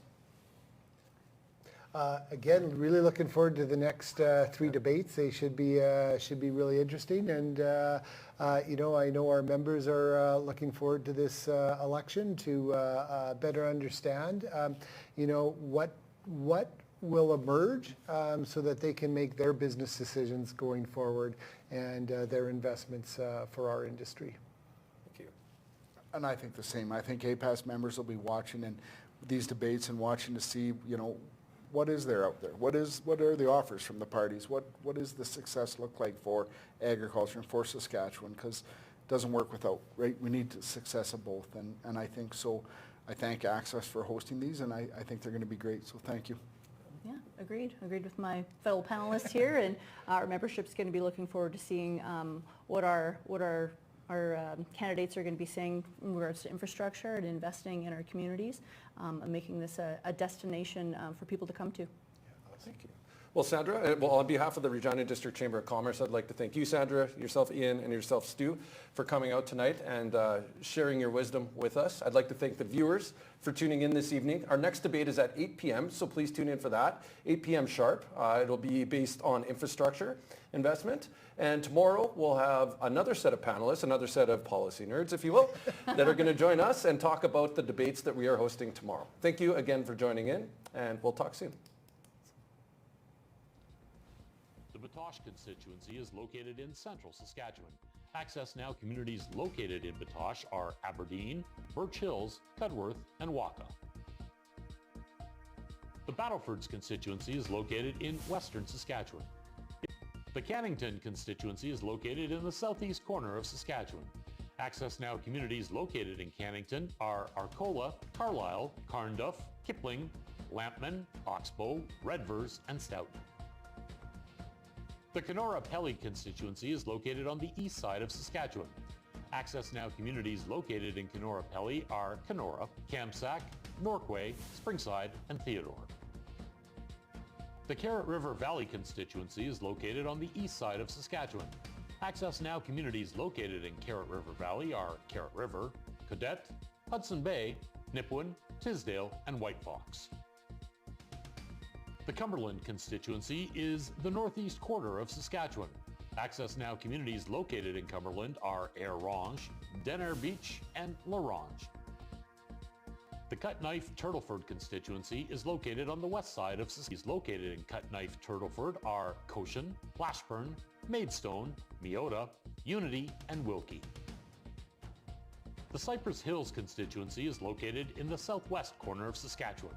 AccessNow communities located in Cypress Hills are Eston, Gull Lake, Leader, Maple Creek, and Shaunavon. The Dakota Arm River constituency is located in south-central Saskatchewan. AccessNow communities located in Dakota Arm River are Craik, Davidson, Dundurn, Imperial, and Outlook. The Estevan Big Muddy constituency is located on the south edge of Saskatchewan. AccessNow communities located in Estevan Big Muddy are Beanfate, Estevan, and Mydale. The Humboldt-Watrous constituency is located in central Saskatchewan. AccessNow communities located in Humboldt-Watrous are Allen, Bruno, Humboldt, Simpson, Watrous, and Young. The constituency is located near the east side of Saskatchewan. AccessNow communities located in Kelvington-Wadena are Foam Lake, Kelvington, Lanigan, Nokomis, Wadena, and Wynyard. The Kindersley-Biggar constituency is located on the west side of Saskatchewan. AccessNow communities located in Kindersley-Biggar are Biggar, Kerrobert, Kindersley, Luseland, and Macklin. The Last Mountain Touchwood constituency is located in southern Saskatchewan. AccessNow communities located in Last Mountain Touchwood are Earl Grey, Govan, Ituna, Raymore, Southey, and Strasbourg. The Lumsden Morse constituency is located in southern Saskatchewan. AccessNow communities located in Lumsden Morse are Buena Vista, Lumsden, Pence, Regina Beach, and Rollo. The Martinsville-Blairmore constituency is located northwest of Saskatoon. AccessNow community more are Dalmany and Martinsville. The Meadow Lake constituency is located near the west side of Saskatchewan and includes the AccessNow communities of Meadow Lake and St. Walburg. The Melfort constituency is located in central Saskatchewan. AccessNow communities located in this constituency are Kinistino, Melfort, Munster, and Watson. The Melville Saltcoats constituency is located near the southeast corner of Saskatchewan. AccessNow communities located in Melville Saltcoats are Bredenbury, Churchbridge, Esterhazy, Langenburg, Melville, and Saltcoats. The Moosomin-Momart constituency is located on the east side of Saskatchewan. AccessNow communities located in this constituency are Grenfell, Indian Head, Moosomin, Whitewood, and Wolseley. The Regina Coronation Park constituency is located in north-central Regina. Its boundaries are the city limits on the north, Winnipeg and Rail Line, Albert Street, and Avonhurst Drive on the south, and Argyle Street North, Carnegie Street, Partridge Crescent, Albert Street, and 12th Avenue North on the west. The Regina Douglas Park constituency is located in east-central Regina. Its boundaries are Ross Avenue on the north, Ring Road, the CPKC Rail Line, Park Street, and Arcola Avenue on the east, Wascana Lake on the south, and Broad Street, the CPKC Rail Line, and Winnipeg Street on the west. The Regina Elphinstone Centre constituency is located in central Regina. Its boundaries are the CN Rail Line, Louvain Drive, 3rd Avenue North, Avonhurst Drive, and Albert Street on the north, Winnipeg Street on the east, the CPKC Rail Line, Broad Street, 13th Avenue, Elphinstone Street, and Saskatchewan Drive on the south, and Louvain Drive, Dewdney Avenue, Carleton Park, and Campbell Street on the west. The constituency is located in south-central Regina. Its boundaries are 13th Avenue, the CPKC Rail Line, Louvain Drive, Saskatchewan Drive, and Elphinstone Street on the north, Broad Street and Wascana Lake on the east, 23rd Avenue, Scott Street, Jubilee Avenue, Bell Street, 25th Avenue, Campbell Street, and Hill Avenue on the south, and Courtney Street on the west. The Regina Mount Royal constituency is located on the west side of Regina. Its boundaries are the city limits and 9th Avenue North on the north, McCarthy Boulevard, 1st Avenue North, Campbell Street, Carleton Park, Dewdney Avenue and Louvain Drive on the east, the CPKC Rail Line, General Road and Pinkey Road on the south, and the city limits and CN Rail Line on the west. The Regina Northeast constituency is located in northeast Regina. Its boundaries are the city limits on the north, McDonald Street, Prince of Wales Drive, and Tower Road on the east, Victoria Avenue on the south, and Park Street, the CPKC Rail Line, Ring Road, Ross Avenue, and Winnipeg Street on the west. The Regina Pasqua constituency is located in southwest Regina. Its boundaries are Hill Avenue, Campbell Street, and 25th Avenue on the north, Montague Street, Gordon Road, and McTavish Street on the east, Kester Road and Highway 1 on the south, and Courtney Street on the west. The Regina Rochdale constituency is located in northwest Regina.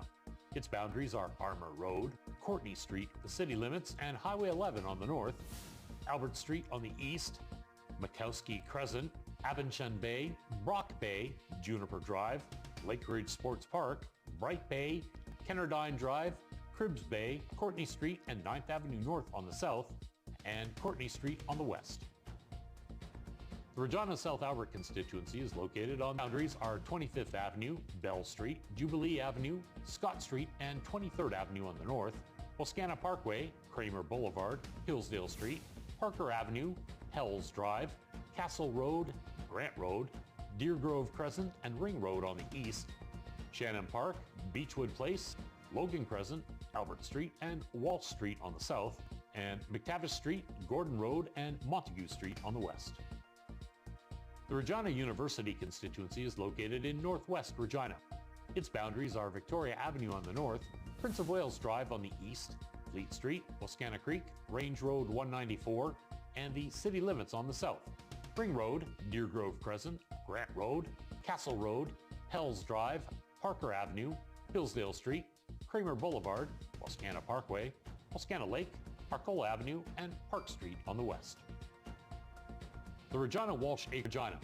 Its boundaries are Blakeney Drive, Good Murphy Bay, Mawson Bay, Davy Bay, Hampshire Place, Cook Crescent, Hopkins Crescent, Rowell Crescent, Stanley Crescent, Gary Street, Dryburgh Crescent, Sanderson Crescent, Price Crescent, French Crescent, Craigie Bay, Roulette Bay, Jackson Bay, and Triffanoff Crescent on the north, Argyle Street North on the east, 3rd Avenue North, Louvain Drive and the CN Rail Line on the south, and Campbell Street, 1st Avenue North, McCarthy Boulevard, 9th Avenue North, and Courtney Street on the west.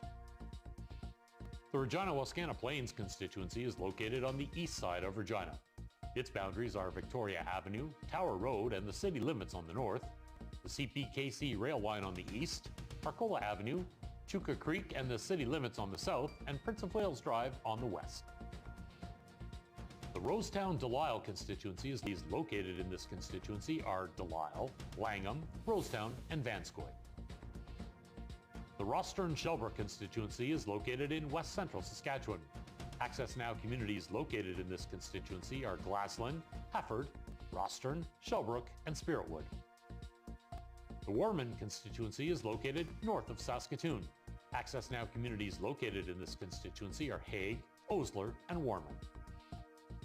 The Weyburn-Bengoff constituency is located in southern Saskatchewan.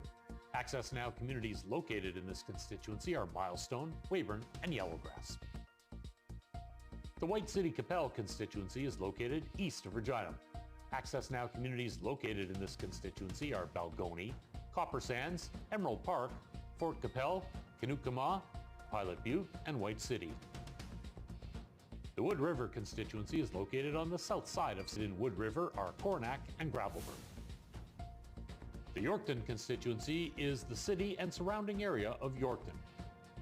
To find out which constituency you live in or to check if you're registered to vote, call 1-877-958-8683 or visit elections.sk.ca.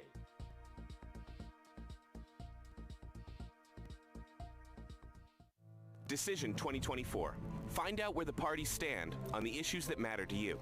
AccessNow TV and the Regina and District Chamber of Commerce bring you the coverage you need. Live debate coverage is brought to you by the Saskatchewan Realtors Association, the Regina and Region Home Builders Association, the Regina Hotel Association, and APAS. Watch it on AccessNow TV, the AccessNow TV app, or on our YouTube channel.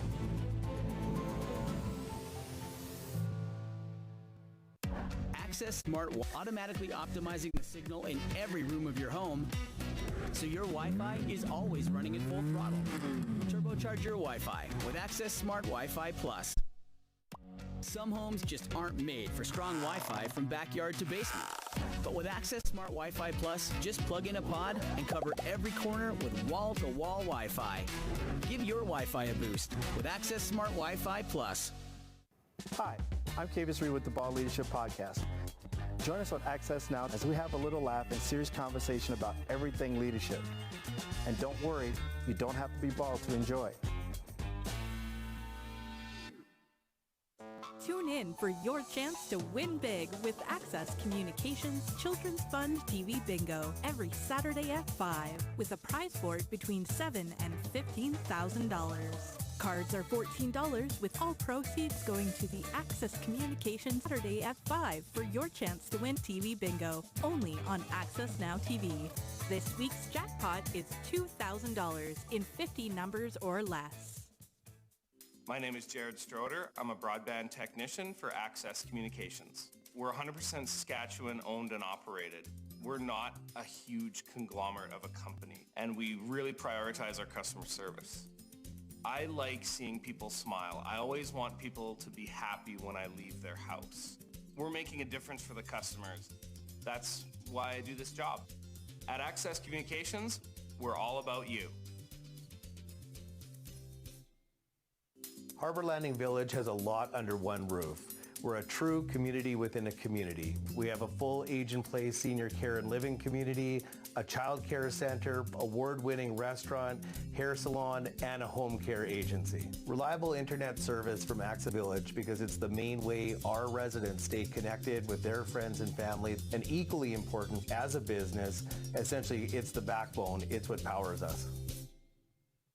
In town, at the cabin, or on the farm, only one rural internet provider brings you a whole home solution. Access Rural Internet now offers download and upload speeds up to 350 megs for one low price. Plus, keep entertained with Access Next TV Stream and keep an eye on your home and property with Access Rural Security, each for just $14.95 a month extra.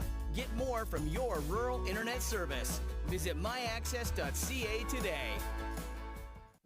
For the best in local sports, join Pete Pasco and Mitchell Blair each week on Locker Talk as they bring you interviews, news, and expert commentary on the sports scene here in Saskatchewan. We know how important local sports are. Brought to you by Cameron Okalita.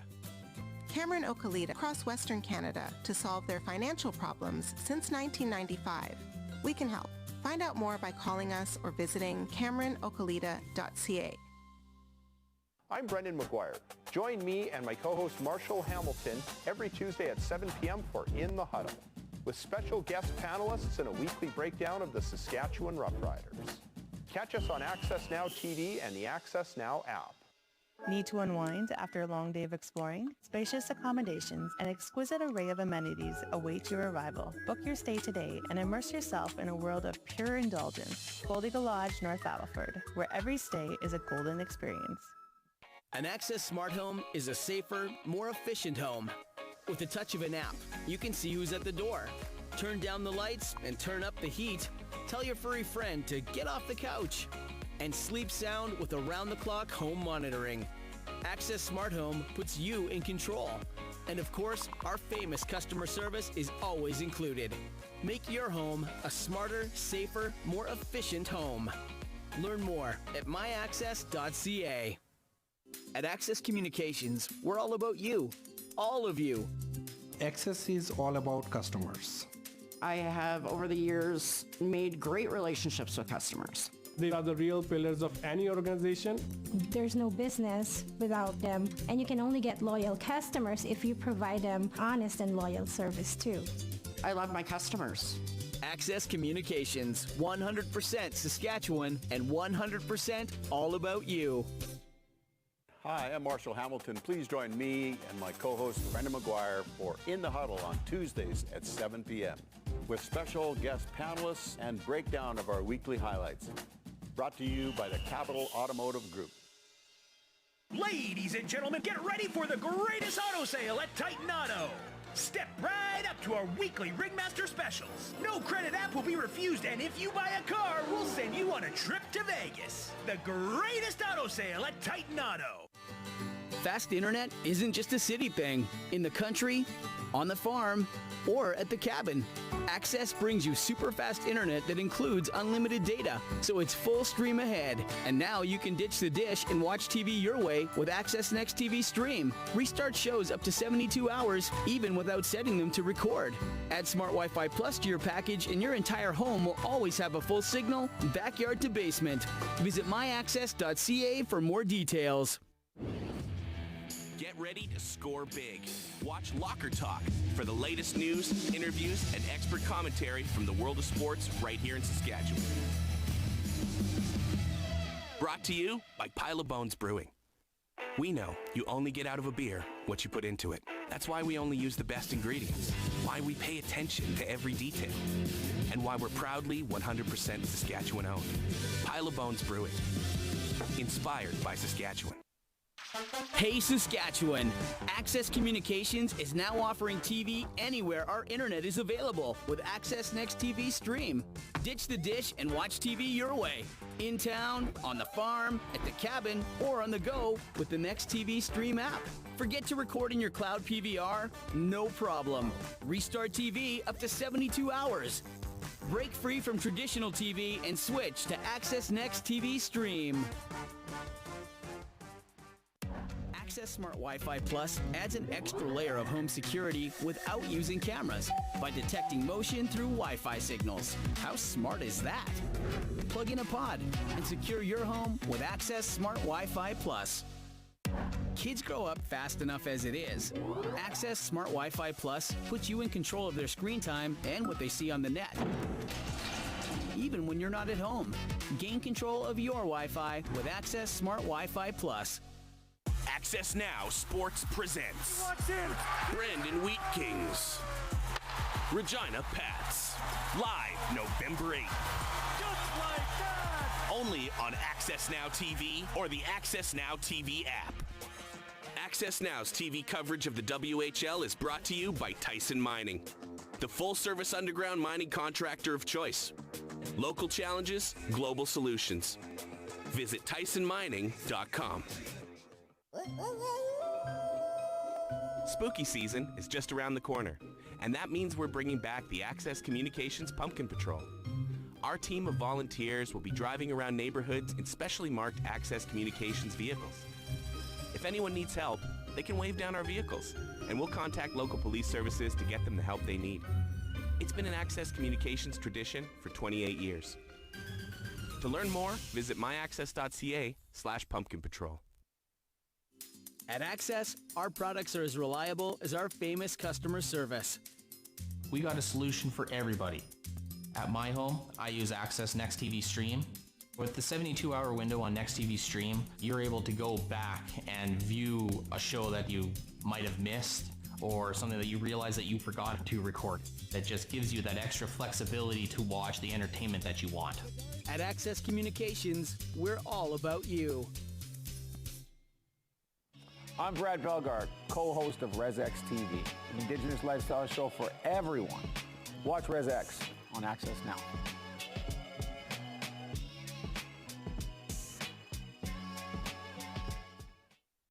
Access Smart Wi-Fi Plus never stops learning. It even detects the brand and model of each connected device to ensure they all reach their full potential. Plug in a pod and optimize your Wi-Fi with Access Smart Wi-Fi Plus. Access Smart Wi-Fi Plus shields your devices from cyber threats like viruses, worms, Trojan horses, and botnets, whatever those are. Protect your devices with Access Smart Wi-Fi Plus. Welcome to The Four. My name is Olivia Soto. I am Melissa Ware. I'm Melissa Opie. I am Bevan Fox, and we have a wonderful show for you.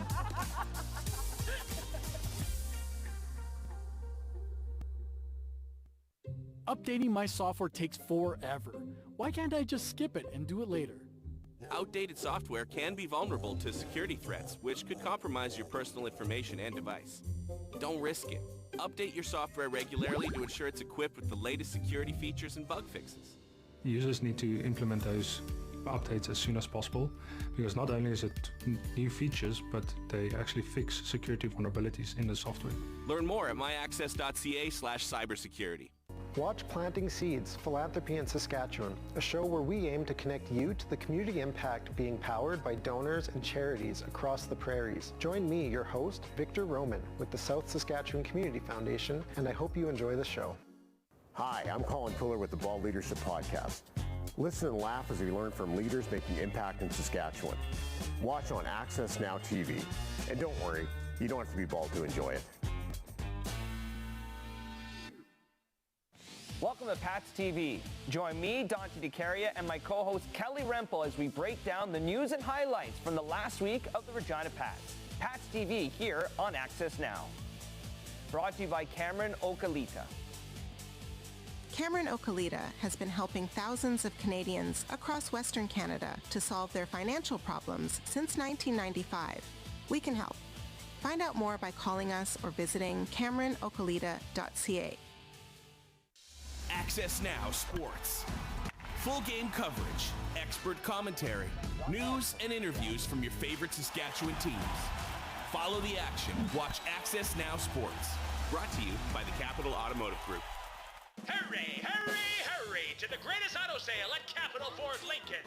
See the amazing weekly Ringmaster specials. Bring the whole family down for food, games, and your chance to win thousands in amazing prizes.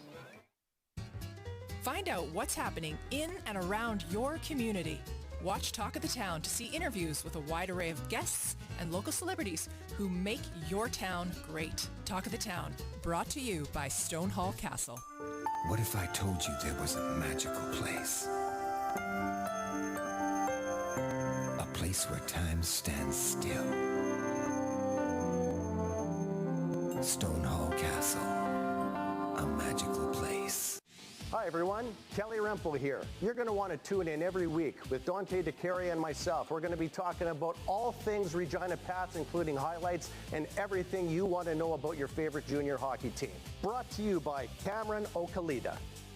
Cameron Okalita has been helping thousands of Canadians across Western Canada to solve their financial problems since 1995.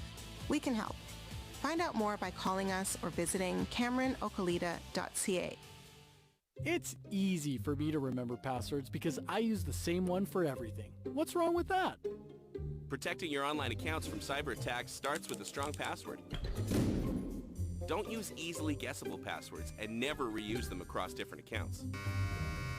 Creating and remembering passwords can be difficult, but password managers can generate complex passwords and store them for you securely. Learn more at myaccess.ca/cybersecurity. At Access Communications, we're all about you. All of you. I love to be a part of Access Communication as it is a community-based company. We are there in the community because we're part of the community. I think it's important to give back.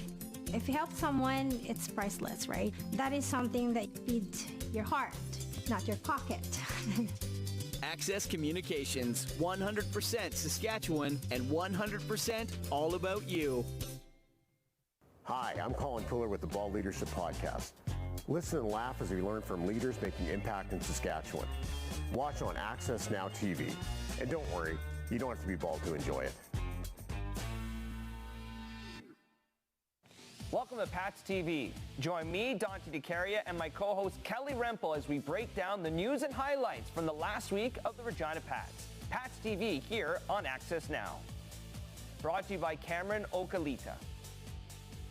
Cameron Okalita has been helping thousands of Canadians across Western Canada to solve their financial problems since 1995. We can help. Find out more by calling us or visiting CameronOkalita.ca. It's easy for me to remember passwords because I use the same one for everything. What's wrong with that? Protecting your online accounts from cyber attacks starts with a strong password. Don't use easily guessable passwords and never reuse them across different accounts. Creating and remembering passwords can be difficult, but password managers can generate complex passwords and store them for you securely.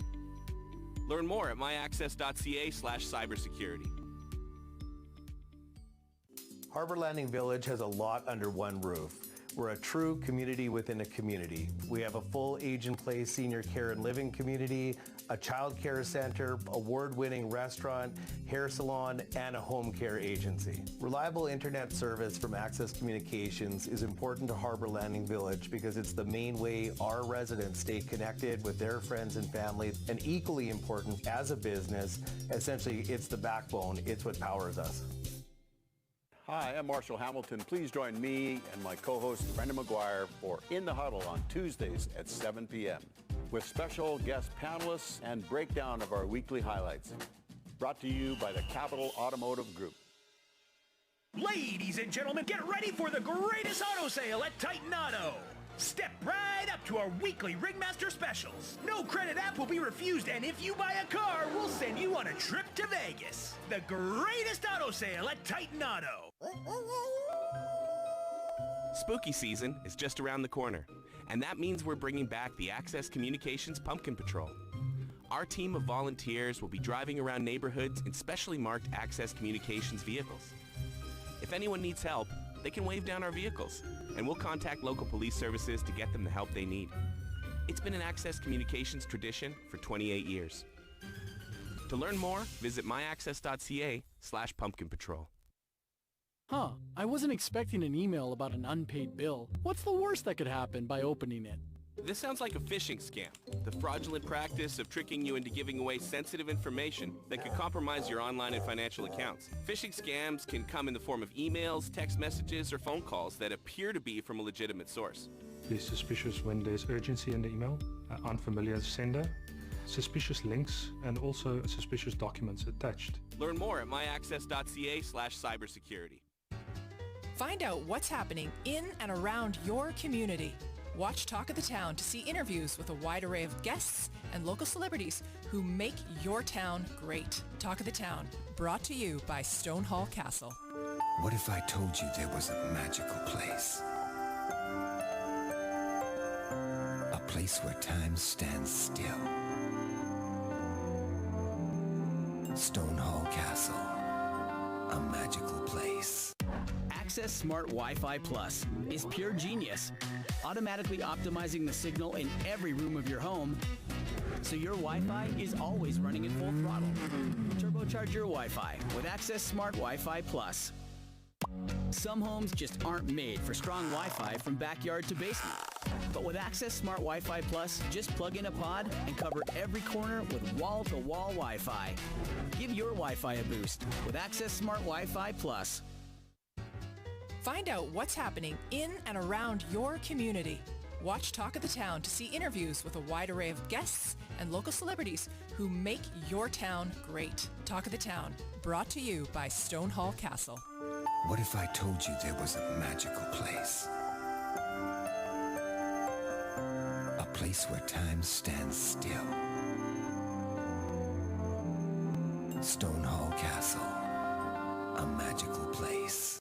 At Access Communications, we're all about you. All of you. Access is all about customers. I have, over the years, made great relationships with customers. They are the real pillars of any organization. There's no business without them, and you can only get loyal customers if you provide them honest and loyal service too. I love my customers. Access Communications, 100% Saskatchewan and 100% all about you. AccessNow Sports presents Brandon Wheat Kings, Regina Pats, live November 8th. Just like that! Only on AccessNow TV or the AccessNow TV app. AccessNow's TV coverage of the WHL is brought to you by Tyson Mining, the full-service underground mining contractor of choice. Local challenges, global solutions. Visit TysonMining.com. Hi, I'm Kavis Reed with the Ball Leadership Podcast. Join us on Access Now as we have a little laugh and serious conversation about everything leadership. And don't worry, you don't have to be bald to enjoy. Welcome to the 4. My name is Olivia Soto. I am Melissa Ware. I'm Melissa Opie. I am Bevan Fox, and we have a wonderful show for you.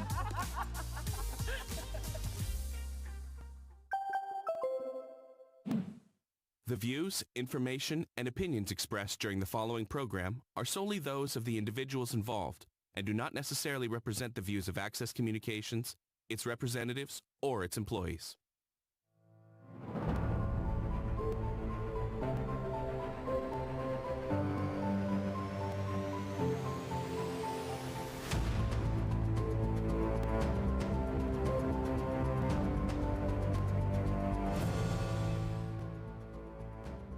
Live debate coverage is brought to you by the Saskatchewan Realtors Association, the Regina and Region Home Builders Association, the Regina Hotel Association, and APAS.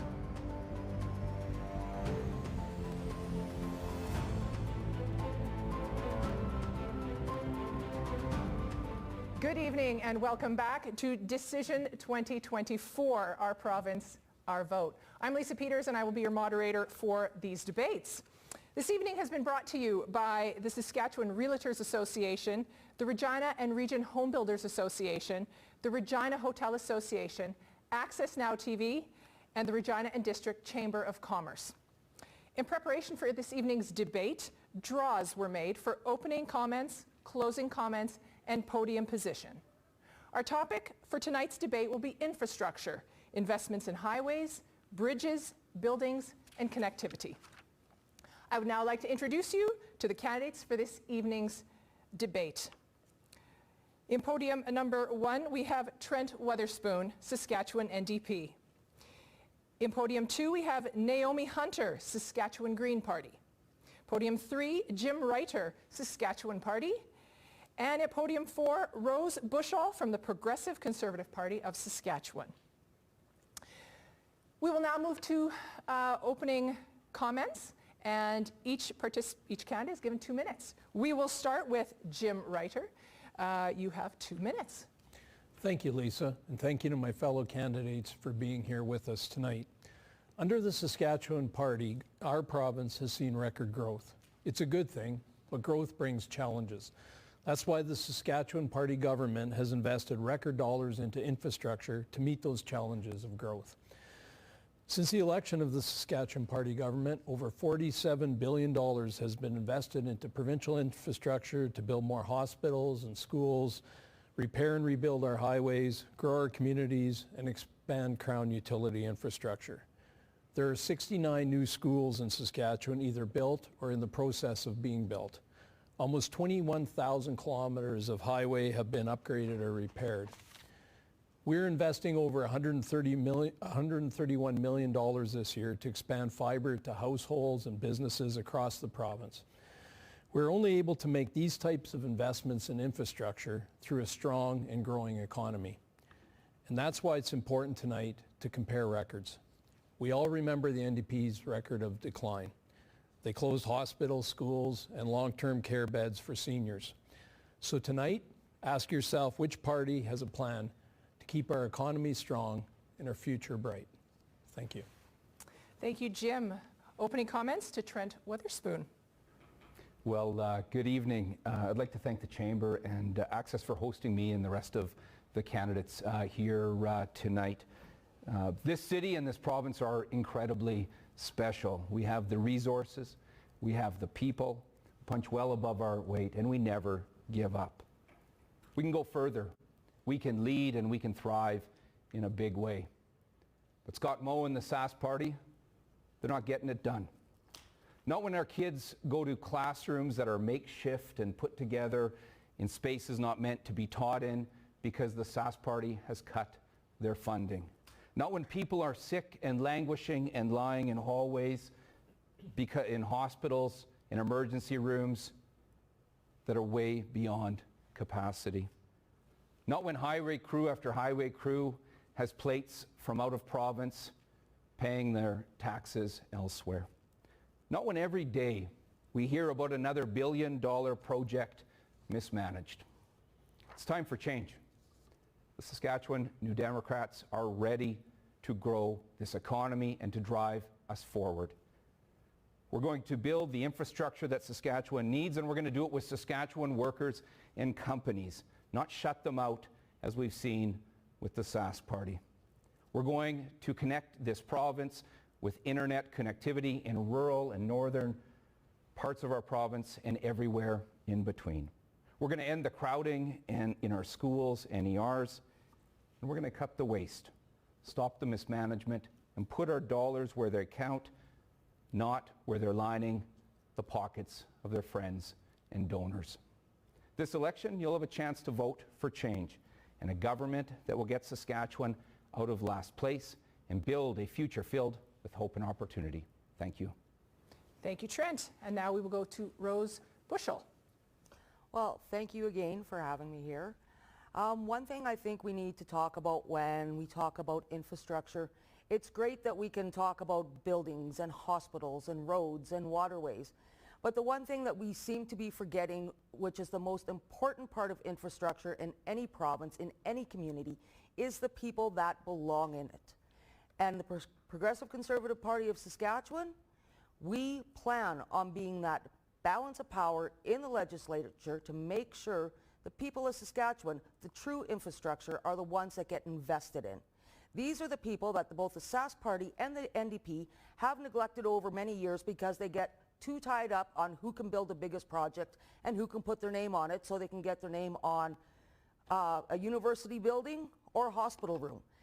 Progressive Conservative Party of Saskatchewan believes that people need to come first, and this is what we are focused on. Thank you, Rose. Naomi Hunter, you have 2 minutes for opening comments. Hello, my name's Naomi Hunter. I'm the leader of the Saskatchewan Green Party and the candidate for Saskatoon Riversdale. I'd like to thank Access for all your work putting on this debate. It's really wonderful that we do have debates in this province that are fair and allow all political parties to be heard. The major leaders debate in this province put on by CTV, Global, and CBC tends to exclude most of the voices in this province, and only the Sass Party and NDP are heard. I would like to acknowledge that we're coming to you today from Treaty 4 land here in Regina, Saskatchewan. And I would also like to acknowledge that today is the anniversary of when Palestine began being attacked by Israel. This is a very, very difficult day for Palestinian people. I'm wearing my keffiyeh. The Saskatchewan Greens have spoken for many, many years for the people of Palestine, and tonight is no exception. I would assert that the Sask Party has not, in fact, kept our roads up, and the money that they're putting into infrastructure has neglected the far north. My volunteers have just been to both the riding of Athabasca and Cumberland. The roads are nearly impassable, and the news was full of stories of people unable to even get groceries in these northern communities because the roads were in such terrible condition. The Saskatchewan Greens would make our far northern communities a priority again. As well, both the Sask Party and NDP have known for decades that we have over 1,000 kilometers of asbestos cement water pipe in the province of Saskatchewan. In fact, there was a provincial federal joint research facility put up here in Regina, Saskatchewan to study this issue.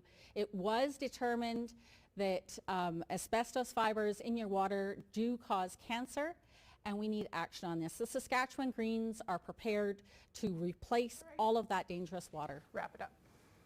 Thank you, Naomi. Appreciate that. We're going to move into the debate part of the debate. We're going to talk about infrastructure. The first question is highway maintenance.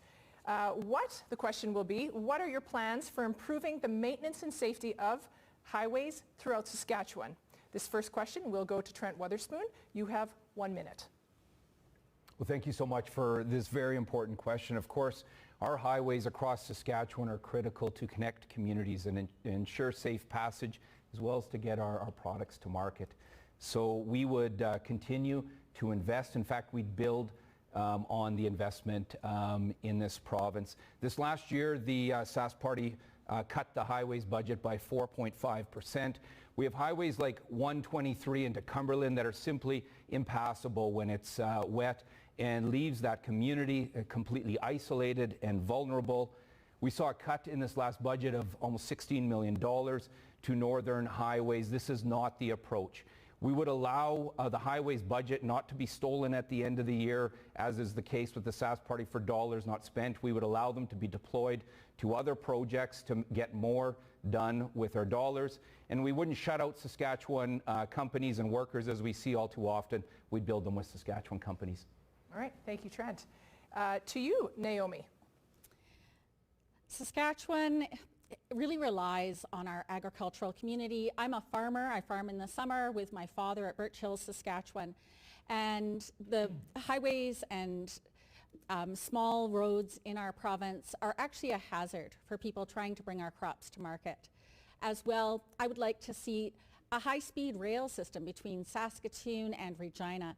We need to look to greening our transportation grid and making sure that we electrify, having options so that Saskatchewan goes from being 248% above the national average with our carbon emissions to bringing that down. We can do that through investment in our transportation sector.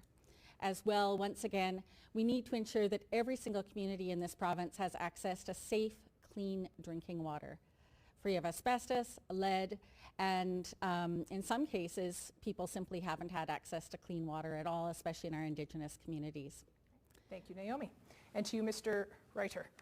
Thanks, Lisa. We all remember the highways under the NDP government. Since then, 21,000 kilometers of roads have been upgraded. You heard me talk about that during my opening remarks. The NDP had left a mess. We're still in the process of recovering from that. We've done a lot, but we have much more work left to do. All the gas tax under Sask Party government, and then some, goes towards the highways budget. The NDP have promised to eliminate the gas tax for 6 months, but yet they haven't said how they were going to cost that out. Highways have been a priority for Saskatchewan government. We stand on our record on that. Everybody sees the highways now. There's some difficulties. We have more work to do, but we're up for it. Thank you, Jim. Rose Burchell, you have 1 minute. So highways are definitely important to get back and forth through community to community into cities so you can get to doctors, medical appointments, schools. But when your highway is cut off because it is a bog in the spring and summer, especially in wet seasons, where you can't even get groceries in, it makes it very hard for communities to survive. Highway 123 has been mentioned a couple times now, and both the Sask Party and NDP have not acknowledged this, but what they're not acknowledging is that both parties have used this highway as a political football for many years. They've kept passing it back and forth, and nobody wants to seem to run with that ball. We are committed to making sure that northern infrastructure is built on, to make sure highways like 123 get fixed before the next Regina bypass gets built, or like they want to do with the Saskatoon bypass, which will now cause a huge environmental impact. Thank you, Ms. Burchell. All right, we are on to our second question, and it is investment priorities. How will you prioritize funding for major infrastructure projects like bridges and highways in your budget? This question first goes to Naomi Hunter. You have 1 minute. Connectivity in our province is important. However, we also need to make sure that we have disaster preparedness. We are one of the only parties that actually has a section in our platform to make sure that we deal with the ever-increasing threat of wildfires in our province. We need to make sure that everyone is safe and protected in our far north especially. Our province is one of the best connected places in Canada, but many of our roads are often impassable. And when construction is done, it's done without forethought as to how people are going to then have alternate routes. We need to have better planning throughout the province of Saskatchewan, and we need to take into account especially the needs of our rural community who are trying to get their crops to market. This has been an ongoing problem that I hear from farmers all over the province. I have 61 candidates. We're running a full slate. And my rural candidates live in the community that they are working in, and many of them are finding that we have so many roads closed off right now or slowed down that it's causing major problems. Thank you, Naomi. All right, Mr. Reiter. So here are the facts on infrastructure. 21,000 kilometers of highway upgraded, 69 schools built or in the process of being built, 4 hospitals built and 4 more coming, 15 long-term care facilities built and 6 more coming, including one right here in Regina. This is a record infrastructure budget this year. You can expect that to continue. Thank you, Mr. Reiter. And to you, Rose Bushell. We talk about a record infrastructure budget this year. And we have to question what kind of projects are we looking at. Are we looking at fixing roads that actually matter? Or are we talking about building another bypass this time around Saskatoon? That is probably going to go over budget like the Regina bypass. That cost over $2 billion to the province. Something that wasn't needed, something that was more cost effective to go to another route. Something that the Sask party completely and totally ignored. And it's this mismanagement of money for these vanity projects which have to stop, because until they stop, roads that need the attention to get to northern communities and other communities will never happen. Thank you, Ms. Bushell. And to you, Trent Weatherspoon, investment priorities. 1 minute. Good question. I think it was specific to highways and bridges. Is that correct? We would not cut funding as we've seen with the Sask party. We would invest and commit to that funding. We'd also establish longer-term funding so that highways could be planned out. We've heard this as a very important call from the Heavy Construction Association. If dollars weren't spent on a certain project, we'd allow those dollars to then be deployed in the fiscal year so that those dollars aren't taken away from the budget as well. And we would work to improve rail transportation and performance in this province, something so important to producers and to all the exporters. Now, I heard the answer from the Sask party from Jim here today, and he was touting a question on highways and bridges, and he talked about schools and hospitals. And how out of touch can you be to think that the state of healthcare or education is in an acceptable state? Right now, we have classrooms that are way beyond capacities and ERs as well. Thank you, Trent. Well, we are on to our third question, rural connectivity. What initiatives will you implement to improve road infrastructure and connectivity in rural and remote areas? This question goes first to Mr. Reiter. You have 1 minute. You've seen a number of announcements from SaskTel over the previous several years, including the last few months, on broadband and enhancements to rural communities all over the province. Also recently an announcement on 5G. SaskTel's the conduit to deliver that. We're going to ensure that their budget's appropriate, that it includes not just the cities who obviously have to be well prepared, but also the rural and northern areas of the province as well. Thank you, Mr. Reiter. Ms. Bushell. The first thing we would do is start addressing what the most critical highways are and make sure those start getting paid attention to.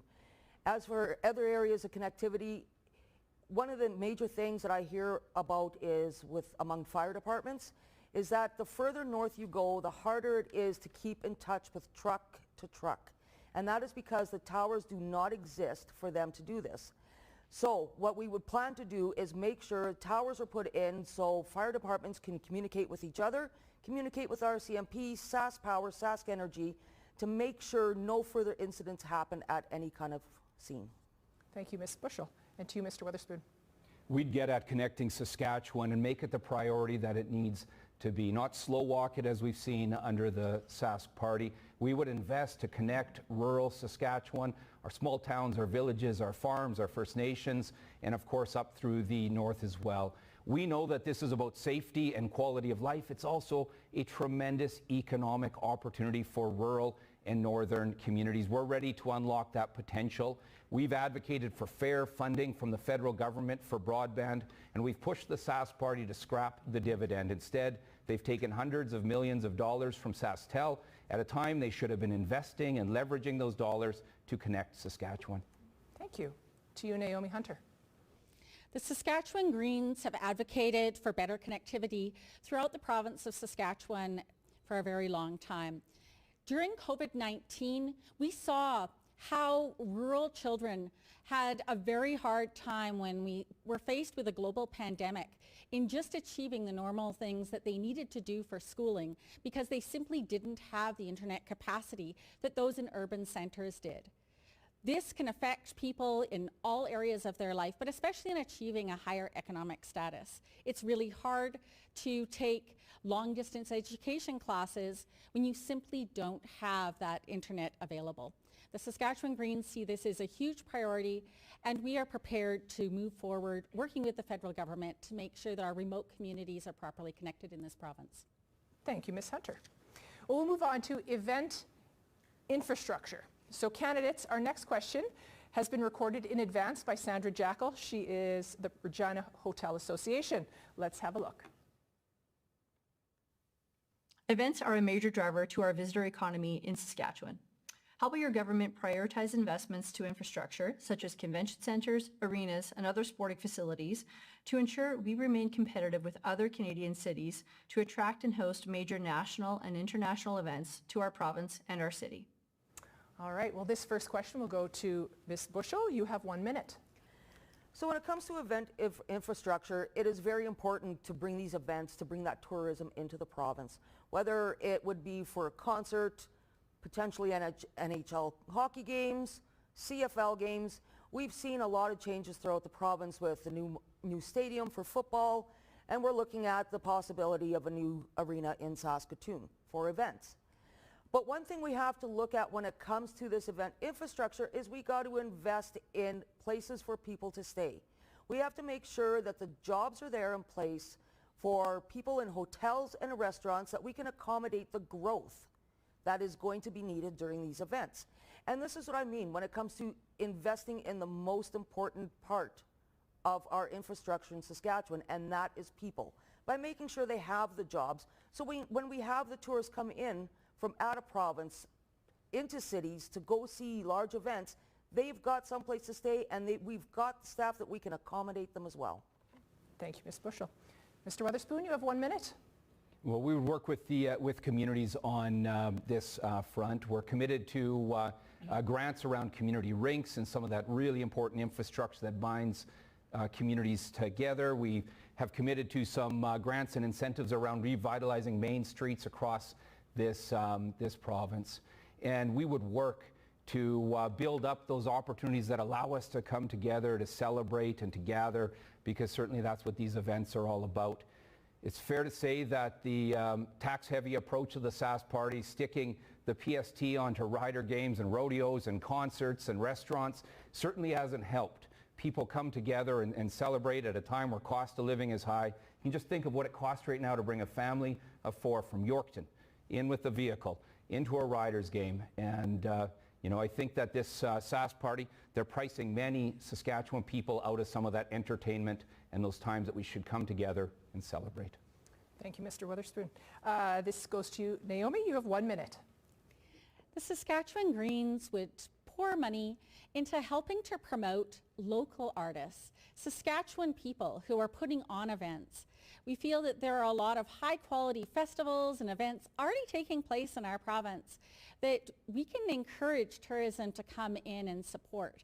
So rather than bringing in big names from outside of the province, we want to help support those artists and people who are trying to make a name for themselves right here within Saskatchewan. This is a huge priority for us. Saskatchewan first. Thank you, Ms. Hunter. All right, Mr. Ryder, you have 1 minute. Under a number of programs, there are facilities all around the province that have been either built or significant projects done to those facilities with assistance from funding from the provincial government. Just a number of months ago, I had the opportunity to drop a puck at the opening face-off in the great community of Elrose. There's been projects all over the province, including in our cities. Now, the question also pertained to be able to attract different events, large events to our venues. We also have a hosting grant that we've used to assist different organization committees to entice large sort of events like, for example, the Briar, the Tournament of Hearts, and the Grey Cup to Saskatchewan. Thank you, Mr. Ryder. All right, our next question is on infrastructure and economic growth. How do you see infrastructure investments contributing to long-term economic growth in Saskatchewan? First question goes to you, Mr. Witherspoon. Well, these are critical. This is what growth is all about. We have been in second last place for the last 5 years. When it comes to economic growth, Saskatchewan people deserve so much more than that. They deserve jobs and opportunity. We will fire up growth with initiatives that will support value-added processing in agriculture and forestry and mining. And we'll work to make sure we're making the improvements around transportation, our highways, as well as rail performance, making sure we can actually get goods to market in the way that works for producers and our exporters. We'll continue to leverage and build areas of clout and strength like we see with value-added manufacturing, and as well industries built like canola crush in around Yorkton. We want to build up and bolster local meat processing in our province. This is about providing opportunity for livestock producers and about getting some of the finest beef to market for consumers as well. The opportunity in this province is unlimited. Thank you, Mr. Witherspoon. To you, Ms. Campbell. Hunter, I am so sorry. That's okay. The Saskatchewan Green Transition Plan, moving our economy over to green energy, cleaning up abandoned oil and gas wells, will be an incredible boon to jobs in this province. We have so many orphaned oil and gas wells, and many of the jobs in the oil and gas industry would be easily transitioned over to having those be heat pumps, to having these jobs switch over. Many of them actually work well as solar and wind arrays. And it would be an incredible boon to our economy as well as our environment to invest in this. SUMA published numbers recently saying that millions of dollars are owed to Saskatchewan urban municipalities in unpaid taxes when oil and gas companies pull out of small communities. We need to retrieve that and look after these communities. Thank you, Ms. Hunter. Mr. Ryder, you have 1 minute. So the NDP has used the mantra during this election campaign saying, pick a category, they say we're in last place. Mr. Witherspoon just a couple minutes ago thankfully changed that a little bit. Now he says we're in second last place in growth. That's simply not true. I would invite anybody watching this to do a little bit of research on your own. Look what the forecasts are saying. Listen to what the banks are saying for growth. It's just simply not the case. We're at or near the top in virtually every significant economic indicator in the country. Now, to the specific question on infrastructure for growth, 70% of what we produce in this province is for export. So with that in mind, obviously highways are incredibly important, but so is power, so is broadband, so is cellular. You're going to continue to see a Sask Party government invest heavily in those areas. Thank you, Ms. Ryder. To you, Ms. Bushell. Infrastructure to growth is very important. You cannot have a strong economic growth without proper infrastructure. And this means investing in people. It means investing in roads. This is creating jobs. This is something that the Sask Party has failed to do. They say how many jobs that they've created, but what they're not looking at when they're looking at job creation is how many people are actually unemployed. And how do they calculate that unemployment number? Are they just looking at the number of people who are sitting, who are currently collecting unemployment insurance or on workman's compensation? Or are they actually looking at the people who are living on the streets because they cannot find a job, who are on social assistance? Because I beg to differ that the unemployment rate in this province is a lot more worse than what we are actually being told. And this is why investing in people and investing in jobs is very important to make sure we can have that strong economic growth that we need in this province. Thank you, Ms. Bushell. All right, well, we're going to take a break from me asking questions, and we are now going to go to our candidate-to-candidate questions. Each candidate will be given 20 seconds to ask a question to whomever they choose. The candidate that has been asked the question will have 40 seconds to respond. The first candidate-to-candidate question goes to Jim Ryder. My question is for Mr. Weatherspoon. The NDP just recently released their costed platform. In that platform, no highways, no hospitals, no long-term care facilities. They have, although, promised 2 schools, but yet it's not in the costed platform. Why not? Well, Mr. Ryder, I guess we could expect this sort of a question from you, because certainly those commitments are there, and we have a fully costed platform that, of course, fixes healthcare and education, steps up after a government has put healthcare and education on its knees. The platform itself, with those commitments, was fully costed by former Deputy Minister Ron Stiles, who delivered balanced budget after balanced budget with the previous NDP government, went on to serve this government as a CEO of SaskTel and CIC. And his record and that of the previous government was a fiscal balance, something this government has never failed to do. It's been deficit after deficit. They've tripled the debt and doubled the PST. Thank you, Trent. Our next candidate-to-candidate question goes to you, Ms. Bushell. You have 20 seconds to ask your question. So when we're talking about infrastructure, one thing that Naomi addressed, and this question I guess is to both Trent and Jim, and that is the asbestos water pipes. These pipes have been miles and miles in this province, something that both parties have known about for years, something that nobody seems to want to do anything about. Ms. Bushell, if you could wrap your question, and you will have to pick someone. And so I guess my question would be to you, Jim. When are you going to acknowledge that this needs to be addressed, this needs to be fixed, and quit passing the buck on to somebody else? We recognize the fact that on water lines that's typically a municipal issue. We provide appropriate funding to municipalities under municipal revenue sharing. We also on occasion have used the Municipal Economic Enhancement Plan, and there's a number of capital programs that go through. We trust municipalities. They do a very good job in this province. We trust them to do a good job in this as well. Thank you, Mr. Ryder. All right, our next candidate question goes to Trent. You have 20 seconds to ask your question. My question would be to Mr. Ryder and the Sask Party. Time and time again, your government has outsourced projects, selling out workers and companies here in this province with public building projects. More than that, time and time again, your government has mismanaged those projects and wasted hard-earned public dollars. Big projects and big dollars wasted. Why should Saskatchewan people trust you on this front? We stand on our record. Our record in infrastructure, we're very proud of it. That was a lot of bluster from the NDP candidate with no real question there. He talked about, I'm not sure, mismanagement. He talked about farming it out. 90% of highways projects in this province are awarded to Saskatchewan contractors. 70% of Crown utility projects are awarded to Saskatchewan contractors. We're proud of that. We're going to continue to make infrastructure a priority in this province. All right, thank you. Our final candidate-to-candidate question goes to you, Naomi Hunter. You have 20 seconds to ask your question. Perfect. I'd like to ask a question of Trent Weatherspoon. Trent, back to that question of the 1,000 kilometers of asbestos cement water pipes in the province of Saskatchewan. That joint federal-provincial research facility was actually put in place under Lauren Calvert's leadership.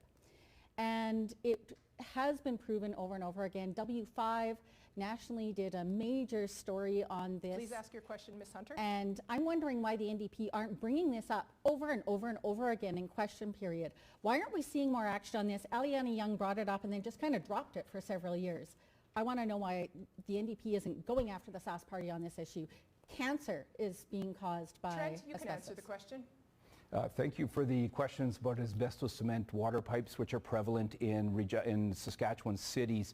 And we have, in fact, taken this concern on with the governing party. In fact, I've asked Mr. Reiter, who was once the minister responsible at a committee, to commit to making sure that we assess this situation, worked with municipalities, and ensure the health and safety of Saskatchewan people. Multiple colleagues of mine have also pursued this with the Sask Party government. There hasn't been any action that I'm aware of or that we've observed, despite pressing to see that kind of certainty around safety and health provided by this government, nor working with municipalities on this front to explore the question. Thank you, Mr. Weatherspoon. All right, well, we are back to me asking questions. You got me again. We're going to move on with Indigenous infrastructure needs. What steps will you take to address the specific infrastructure needs of Indigenous communities in the province? This question we will start with Ms. Hunter. Indigenous communities are disproportionately affected by the lack of resources available to them. This includes everything from access to proper health care, education, and of course that all-important connectivity of our road systems, especially in remote and rural communities, especially in our far north. The Saskatchewan Greens are absolutely 100% committed to that act of reconciliation of making sure that we move forward with this. We rewrote our entire procedure and bylaws of our party with the help of Indigenous elders. We adopted the Rights of Mother Earth, which was a bylaw that said that all of our policies must reflect Indigenous wisdom. And we will move that forward as we form Green government. It needs to be a partnership where everyone is equal at the table. And we're not just saying, well, we're going to do this and fix this for you. We need Indigenous leaders leading the way. Thank you, Ms. Hunter. All right, Mr. Reiter. So Indigenous infrastructure, Indigenous community infrastructure is much like the rest of the province. It's absolutely very important to the citizens there. It's very important for their economic growth.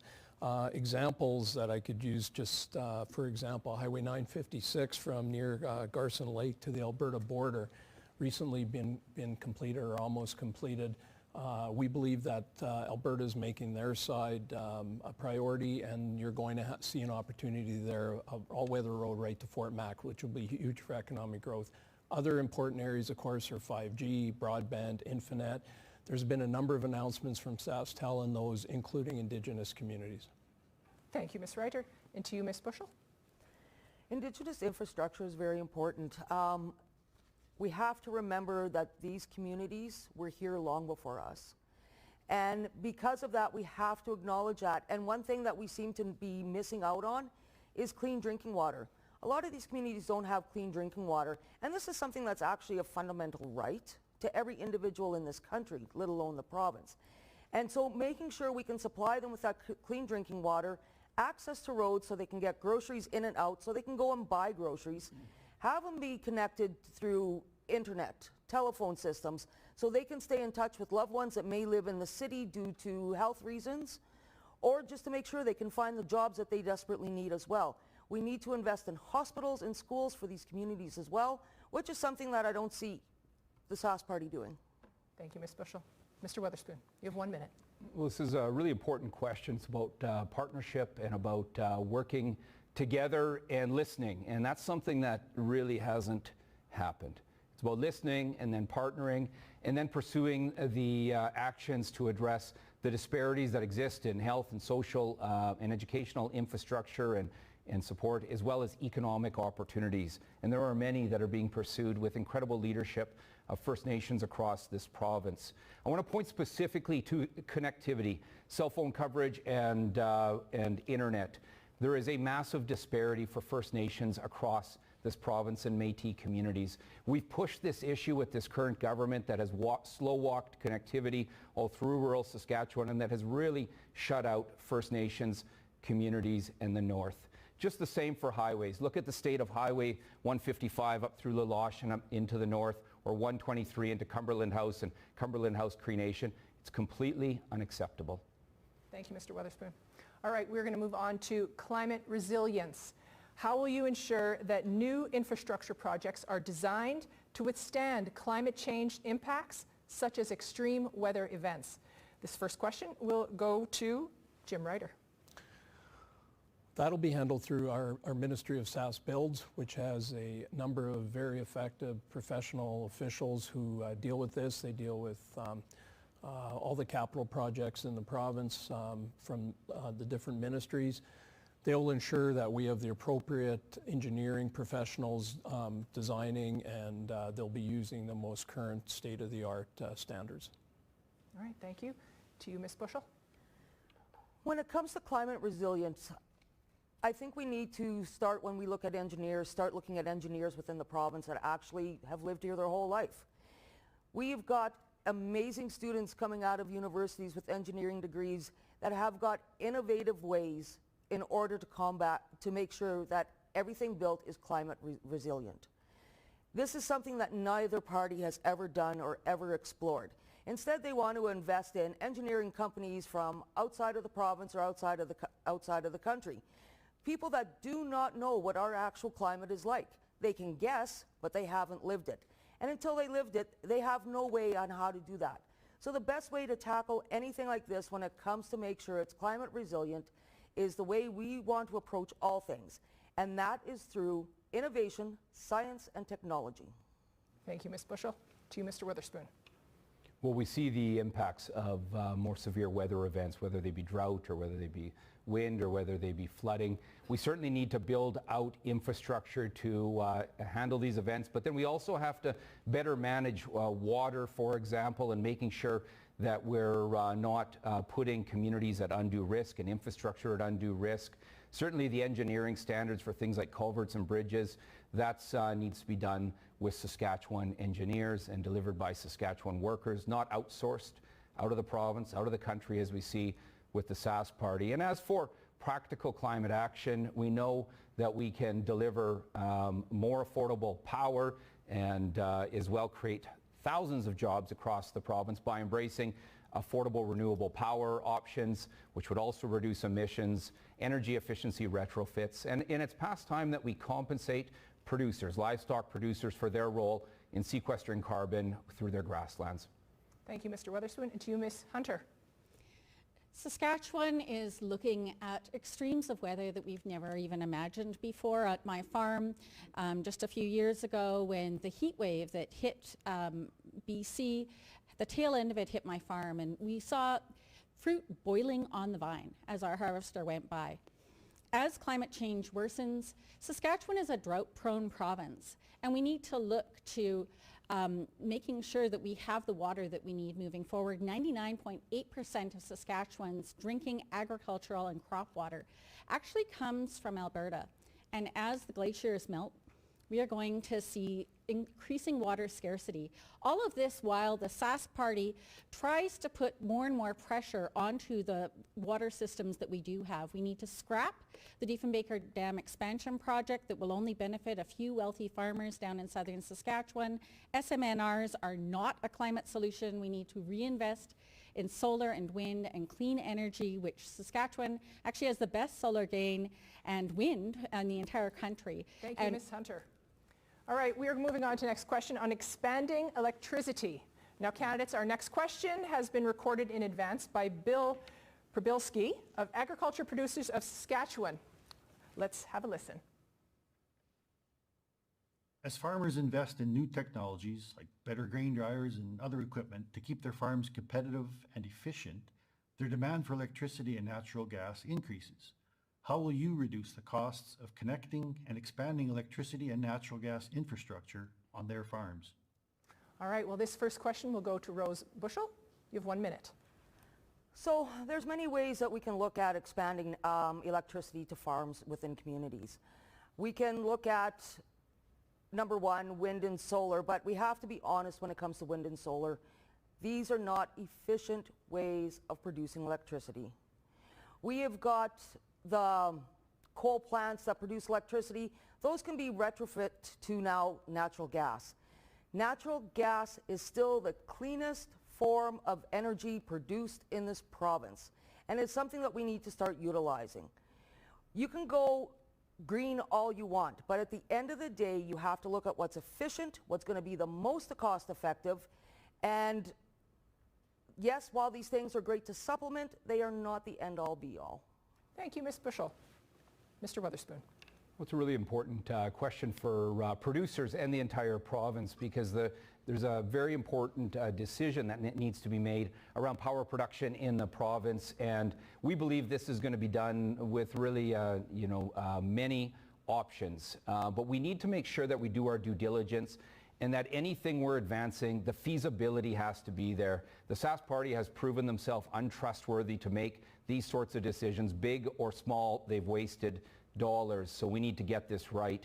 We also need to work with farms around opportunities for renewable power, an opportunity for farms to generate some revenues and reduce bills and emissions in a practical way. And we need to get rid of the carbon tax, which is directly there on things like natural gas. We've pushed for a long period of time for the carbon tax, of course, to be scrapped, and also for the federal government to recognize how unfair it is to those on the farm that don't have other options, that are doing things like grain drying. Thank you, Mr. Weatherspoon. Ms. Hunter, you have 1 minute.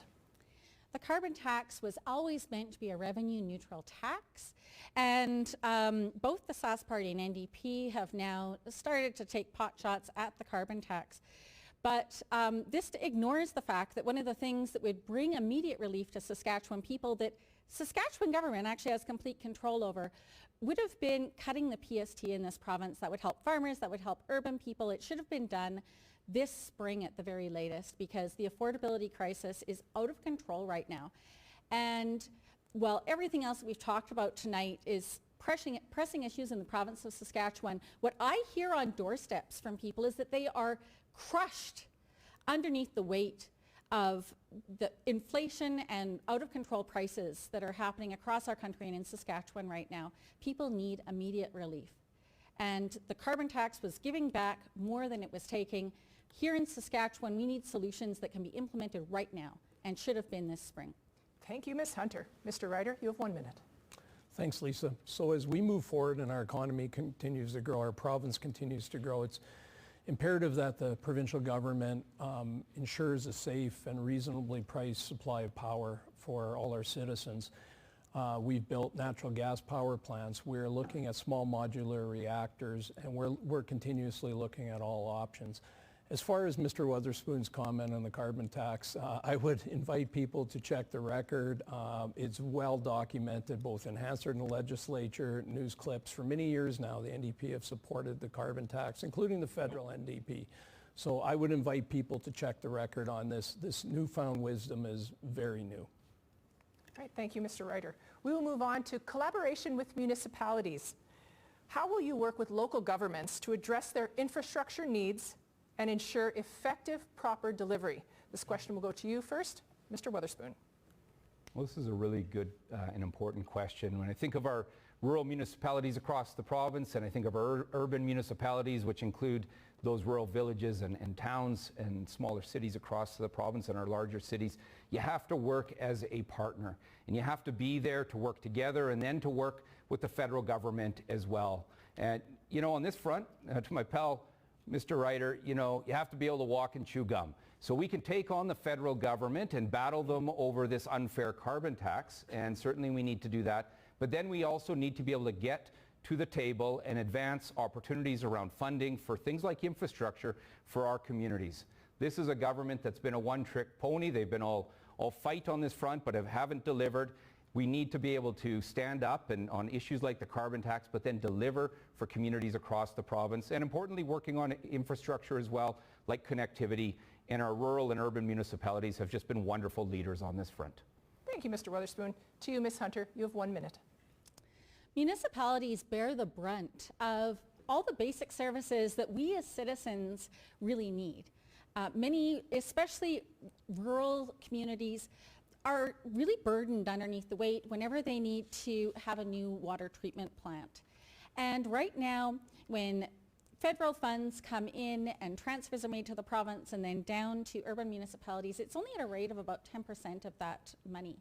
And while urban municipalities then are left basically taxing citizens in their towns and cities in order to make up that lost revenue.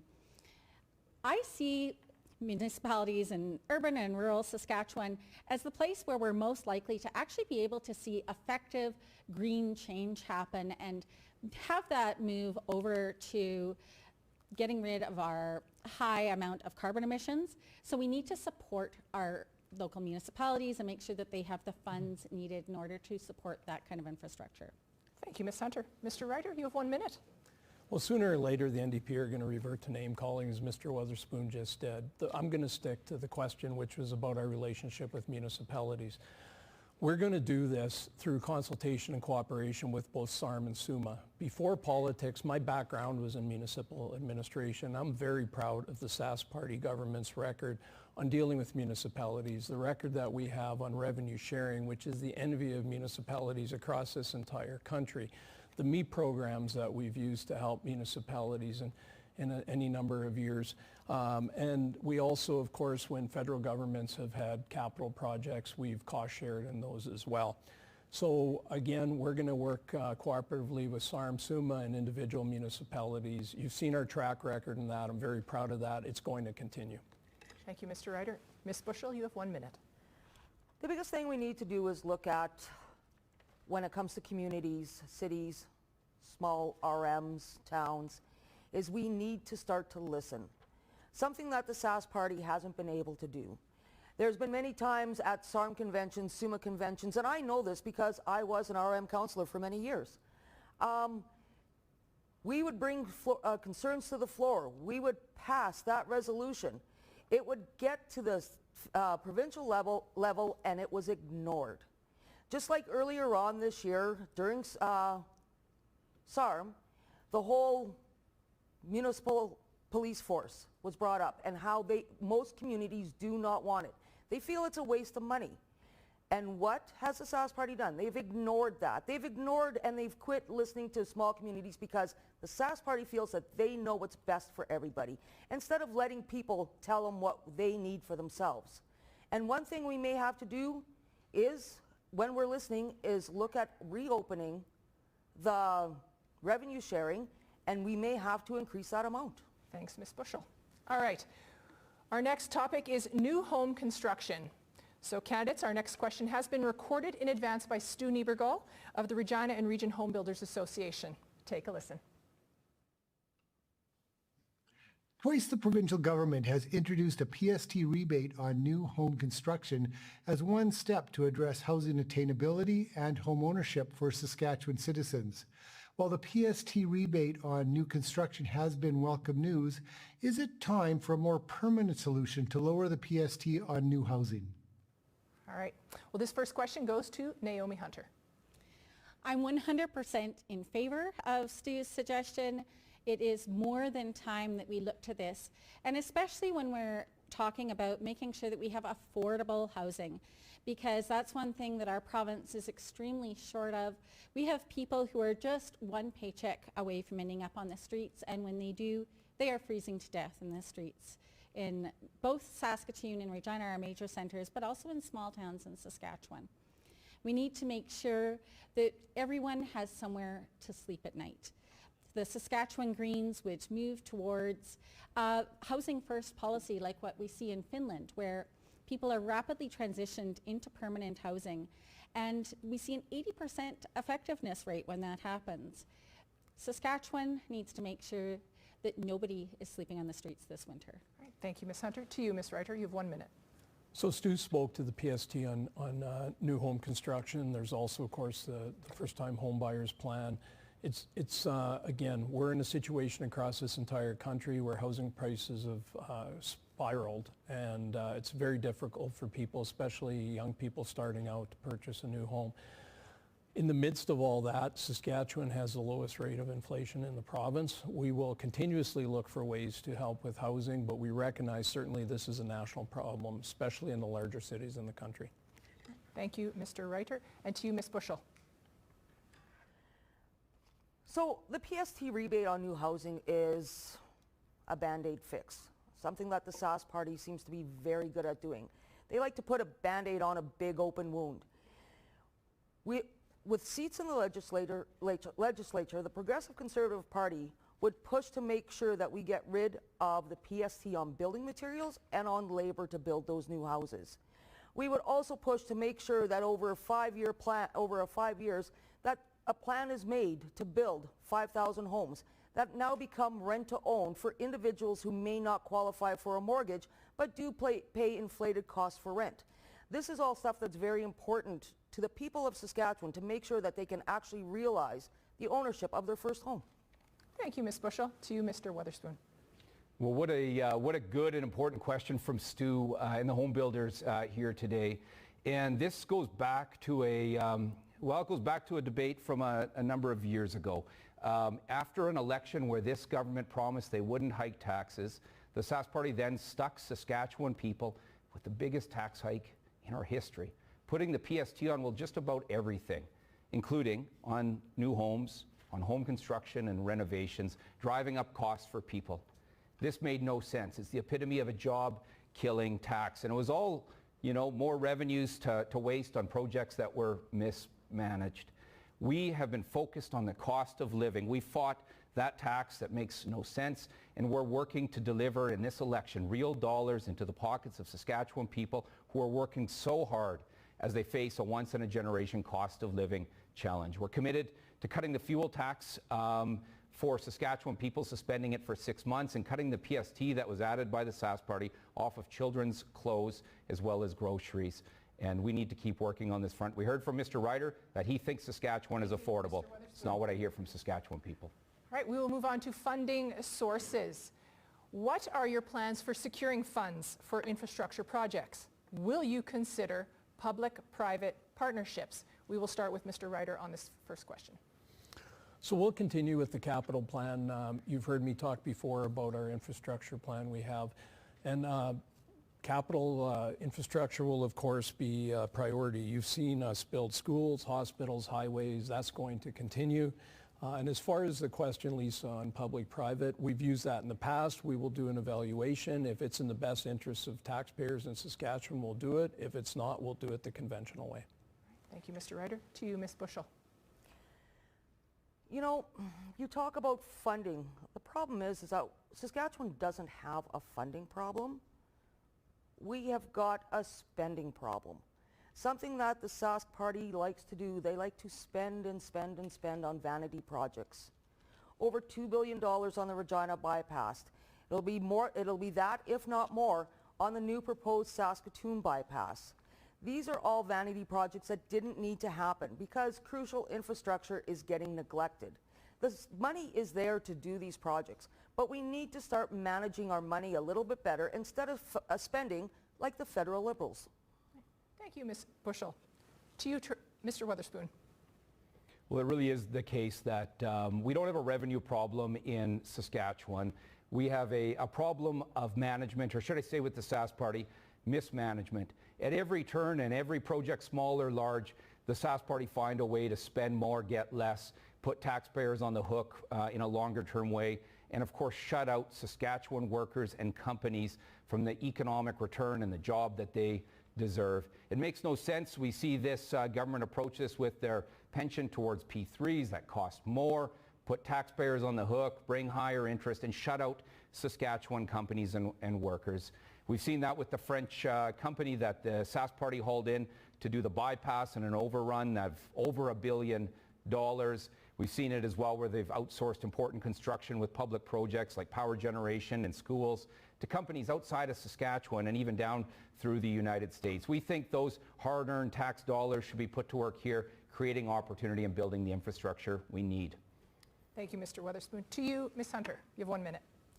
Saskatchewan people are rightly proud of their public institutions, and as I'm out and about in the province, I hear so many people who say, Naomi, I'm so glad that you've spoken up over the years about the closure of the STC. The STC was both a means of transportation of people, but it also was a wonderful transportation of things. It transported medical supplies, especially in the province of Saskatchewan. And instead, the Sask Party has outsourced a lot of that to a company called Life Labs, which has proved to be much more expensive than the STC ever was. Our public institutions need our support. They're owned by the public of Saskatchewan, and instead of further cuts and threats to our public institutions and selling them off to private individuals, as we saw with the Saskatchewan Liquor Board stores, we should instead be protecting them and growing these as a resource for the future generations of our province. Thank you, Ms. Hunter. All right, we will move on to long-term planning. How will you ensure that Saskatchewan has a comprehensive long-term infrastructure plan that addresses current and future needs? We will start with you, Ms. Bushell. So growing up, I grew up and I was an air cadet, and one of the things that we were always taught is that if you fail to plan, you plan to fail. And this is the current state that we are right now with the Sask Party. They have failed to plan. They are not planning for the future. They are planning for the here right now, which will make them look good, which will try get them seats when on every election by keep throwing in little goodies here and there. What they don't do is plan for the long term. They don't plan for the future. They don't plan for 15, 20, 30, 40, 50 years down the line, because all they do is like to take a Band-Aid and put it on a wound and not actually address the actual problem that's happening. We have plans for sustainable housing infrastructure throughout the province that will not only benefit now, but benefit future generations to come. Thank you, Ms. Bushell. To you, Mr. Weatherspoon. You have 1 minute. Well, that planning has to happen with the people of Saskatchewan. We've watched this government fall out of touch with the people of the province and make too many of these decisions with a select few in the Premier's office. It's not the way it should be. When we're making decisions around transportation, they should be made with the producers and exporters of this province who pay the price and need that market access. When we're making decisions about schools, we should be making those decisions with school boards and communities and parents across this province. When we're making those decisions with respect to highways and bridges, they should be with municipal leaders across this province and with industry. But this is a government that stopped listening. We will commit to working together and building out long-term plans to make sure we maximize value, not outsourcing that work, but creating the jobs and opportunity here, and then importantly, managing it, getting value. This is a government that when they waste $1 billion on one project, those are dollars that don't go to building bridges and schools and hospitals across Saskatchewan. We can't afford that kind of waste. Thank you, Mr. Weatherspoon. Ms. Hunter, you have 1 minute. What we have seen here in Saskatchewan during the Sask Party's tenure is a government that looks to short-term glory projects. Things like the Diefenbaker Dam expansion project, it's been mentioned, the Regina bypass, the carbon capture and storage plant. What we need to look to is making sure that we're looking after the youth of today, because many of them can't look to home ownership. They're still living in their parents' basement. It's impossible for them to move out on their own.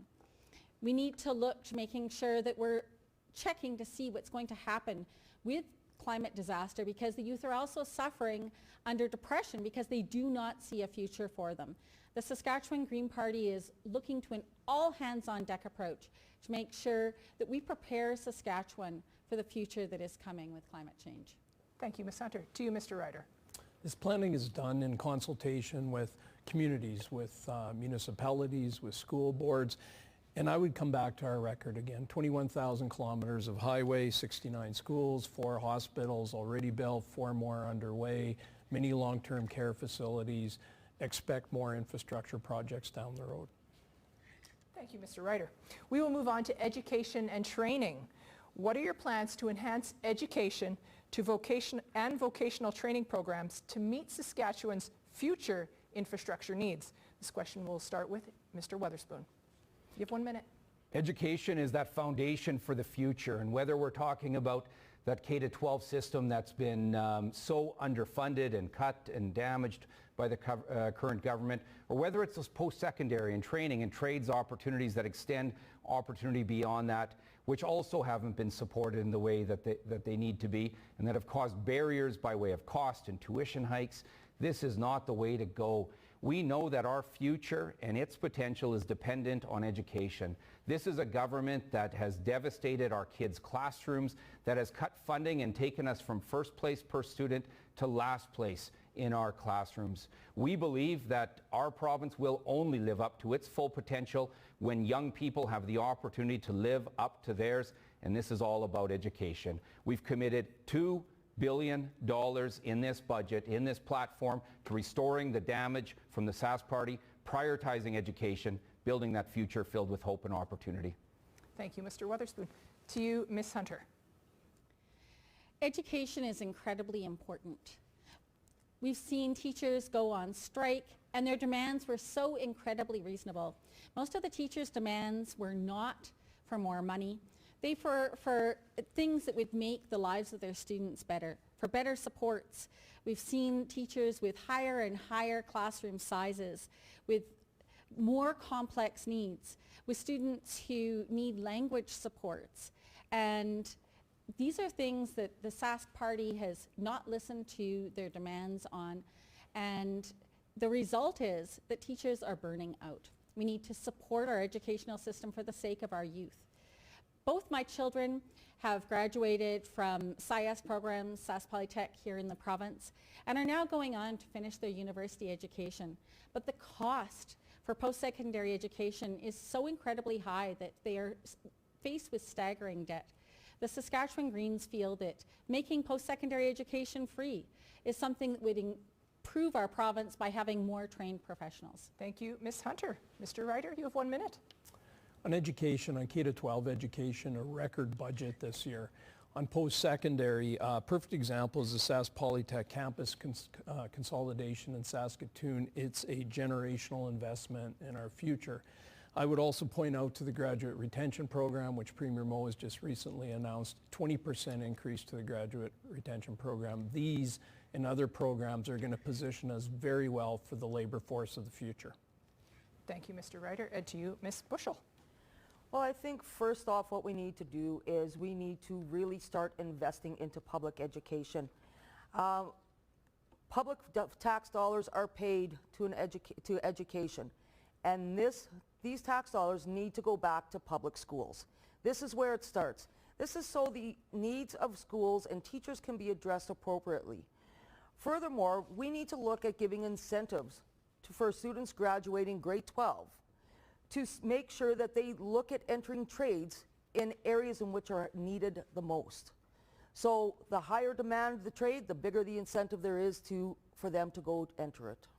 Thank you, Ms. Bushell. All right, how's everyone doing? All right, one of our final questions is, what will your party do in the first 60 days of office? This question we will begin with Ms. Hunter. Within the first 30 days of taking office as a Saskatchewan Green government, we will begin work on finding a safe plan protecting workers to remove the 1,000 kilometres of asbestos cement water pipes within the province of Saskatchewan. We are the only party other than the Sask Party NDP running a full slate of 61 candidates. 30 of those candidates, half are Indigenous and Métis candidates. We would consult with Indigenous communities and see what severe gaps there are in their needs and make sure that the steps are moving forward to make sure that those communities are served better within the first 30 days of government. Thanks, Ms. Hunter. To you, Mr. Ryder. Thanks, Lisa. What you can expect from the Sask Party government in the first days of government is very simple. You're going to see us live up to our campaign commitments. Since we formed government in 2007, I've been very proud to be part of this government who people have said they did what they say they would do. That's what you'll see from a Sask Party government. And then you'll see a government that continues on our pattern of growth. Not growth for growth's sake, but growth for what it can do, provide jobs and opportunities for our citizens, and also provide revenues to the province to provide health and education, social services, and all the services that the people of Saskatchewan need. Thank you, Mr. Ryder. To you, Ms. Bushell. What we would do within the first 60 days, we would, number one, we know we're not forming government. However, we can be that balance of power to keep the current two main parties in check, which is something nobody has done for so many years, because both parties have tried to keep it that way. They try to silence the voices of other parties to make sure nobody votes for them. But being that balance of power, the first thing we would do within the first 60 days is hold the current government, whoever it is, to account and say, are you committed to a forensic audit to open the books on every single department within the legislature and make sure that our financial needs are actually what we're being told they are, or have we been lied to for the past 4? Thank you. Thank you. Day one, we'd cut the gas tax. We'd suspend the 15 cents a litre that people are paying at a time where cost of living is so steep. We'd save families over $350 starting on day one. And before Christmas, we would act to remove the PST on kids' clothing and groceries, something that the Sask Party added the PST to after the last election. We would then get to work building education and healthcare, making sure we work to find those solutions by working together and actually listening to health professionals and nurses and workers to build up that labor force. We would commit to investing and addressing in classrooms right out of the gates the dollars they need to make sure that we start to repair the damage of the Sask Party and make sure students have the class size and the supports that allow them to learn and to thrive. We'd get at delivering value for money and examining the books. And unlike the Sask Party in these last 2 elections that promised tax cuts, only to hike taxes time and time again when people could least afford it, we deliver real affordability in all of our promises. All right. Well, we are on to our final question. What will your party's approach be to enhancing the relationship with the federal government? We will start with Mr. Ryder. 1 minute. Certainly our record with the federal government, it's very clear, it's very public. We've had a great deal of difficulty from the carbon tax through several other issues intruding on provincial jurisdiction.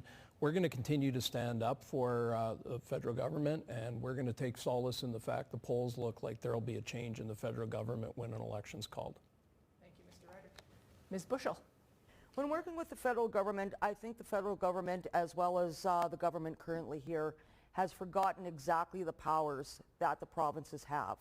We would make sure that we enforce those powers to make sure that we get and have everything that we need, that we have control of those things that are protected to us under the Constitution.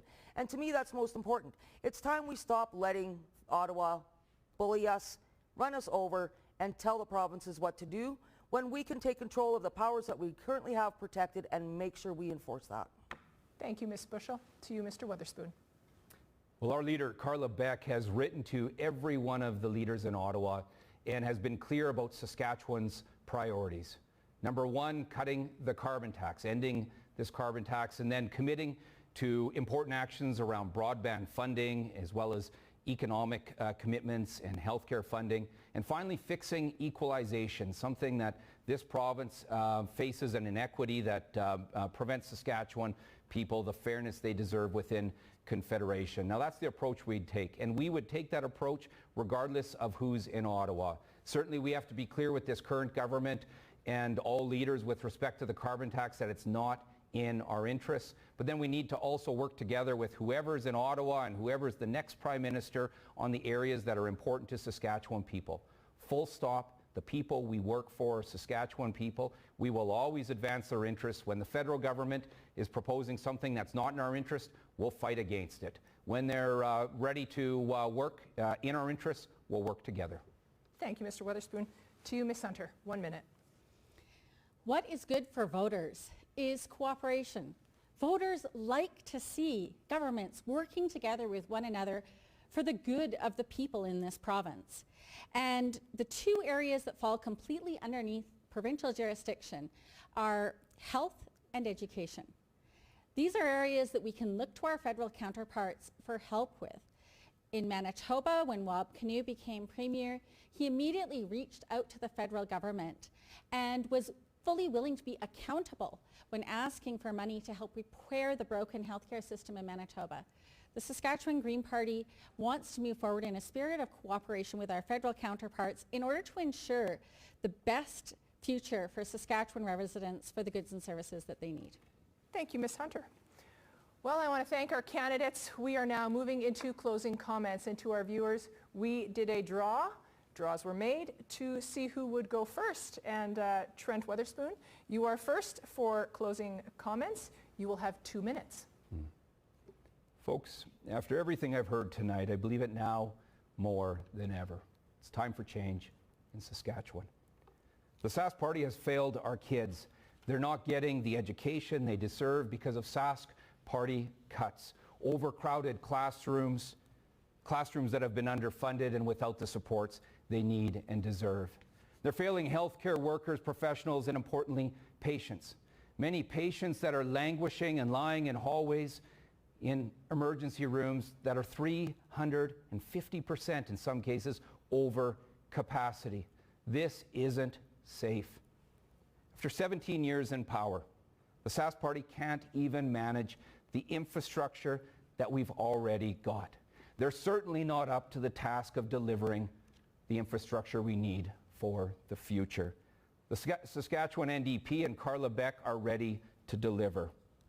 Internet connectivity right across this province, the rural reaches, northern communities, our towns, our villages, our First Nations. And to build the provincial infrastructure, the public infrastructure that we need, instead of outsourcing that work, shutting out Saskatchewan workers and companies, we'll hire Saskatchewan workers and companies, create those jobs, and maximize the economic return for Saskatchewan people. We're going to cut the scandal, the waste, and the mismanagement of the current government, and we're not going to raise your taxes as the current government has. We're going to make life more affordable by cutting your taxes and strengthening our economy and working tirelessly towards a better tomorrow filled with hope and opportunity for all. Now, on October 28th, my message is we don't need to settle for a government that's growing old and out of tired, seemingly out of gas, all too often entitled. Carla Beck and the Saskatchewan NDP are ready to deliver and to build that future together. I ask for your vote. Thank you, Mr. Weatherspoon. To you, Ms. Bushell, you have 2 minutes for closing comments. So this upcoming election this year, I think, is going to be a pivotal point for politics in Saskatchewan. People have come to realize they're not being listened to. They're not being listened to by the current government. They've had a completely ineffective opposition that doesn't seem to stand up for what they believe either. What we need is more different voices in the legislature than we currently have. And this is why having seats in the legislature, being that balance of power, we can now hold the government, whoever it is, accountable to make sure that they deliver on the promises that they set out, to make sure people of Saskatchewan are being listened to make sure towns and communities have what they need in order to strive and thrive. This is all important. But the most important thing I think that a lot of the panelists here have seemed to miss is that we keep talking about investing in roads and that this is what our infrastructure is. Besides myself, I have not heard one other party or panelist up here mention about investing in the most important piece of infrastructure we have in this province, and that is the people that make up the province of Saskatchewan. That is the most important infrastructure that needs to be looked at. That is the most important infrastructure that needs to be listened to. And this is the one piece of infrastructure that needs to be the first priority on every government that actually comes into power. Thank you, Ms. Bushell. And to you, Ms. Hunter, you have 2 minutes for closing comments. This October 28th, Saskatchewan has a chance for real change. You've heard the NDP, you would hear them say that they are the voice of change, but the fact of the matter is that power corrupts. And the Sask Party and NDP have both gone back and forth between having power in this province for so long that they have decided that it's acceptable to try to make sure that no other voices are heard. The Sask Party and NDP voted 100%, all of them, for making sure that the candidate nomination fees in this election went up not once, not twice, not 3 or 4, 5 times, deliberately to try to squash out other voices, particularly the Saskatchewan Green Party. That is not making sure that people have a choice. People would say to you, well, under first past the post, what hope is there? Well, I would say to you, that 40% of people in most constituencies in Saskatchewan don't vote. Do you want to know what wins under first past the post? 35 to 40%. You have so much more power than you think. If you want real change, it's time to do politics differently. Vote Green on October 28th for fresh, new, innovative ideas that the old line parties have simply failed to solve and in many cases actually caused. Thank you, Ms. Hunter. And to you, Mr. Ryder, you have 2 minutes for closing comments. Tonight, you saw two very different visions for Saskatchewan and two very different records. The NDP now says they don't support the carbon tax, but their record haunts them. The Saskatchewan Party record is one of building Saskatchewan through record investments in infrastructure. A record where we build schools instead of closing them like the NDP did.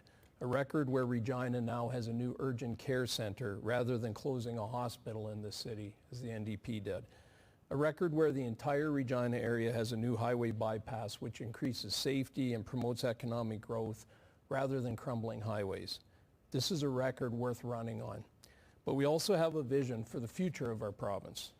A re-elected Saskatchewan Party government will continue to make record investment into infrastructure, schools, hospitals, highways. This year's budget introduces the largest capital budget in Saskatchewan's history with $4.4 billion allocated for provincial projects. We're only able to make those investments because we have a strong and growing economy. That's why your Saskatchewan Party government has a plan to keep our economy strong and our future bright. I respectfully ask for your support on Election Day. Thank you. Thank you, Mr. Ryder. All right, well, that brings our debate to a close. I want to thank you, our panelists, for your passion and being part of the democratic process. Democracy is a wonderful privilege, and we hope you exercise your freedom by casting a ballot on October 28th. From all of us here at Access Communications, thank you for watching tonight. We will see you again tomorrow with another set of debates.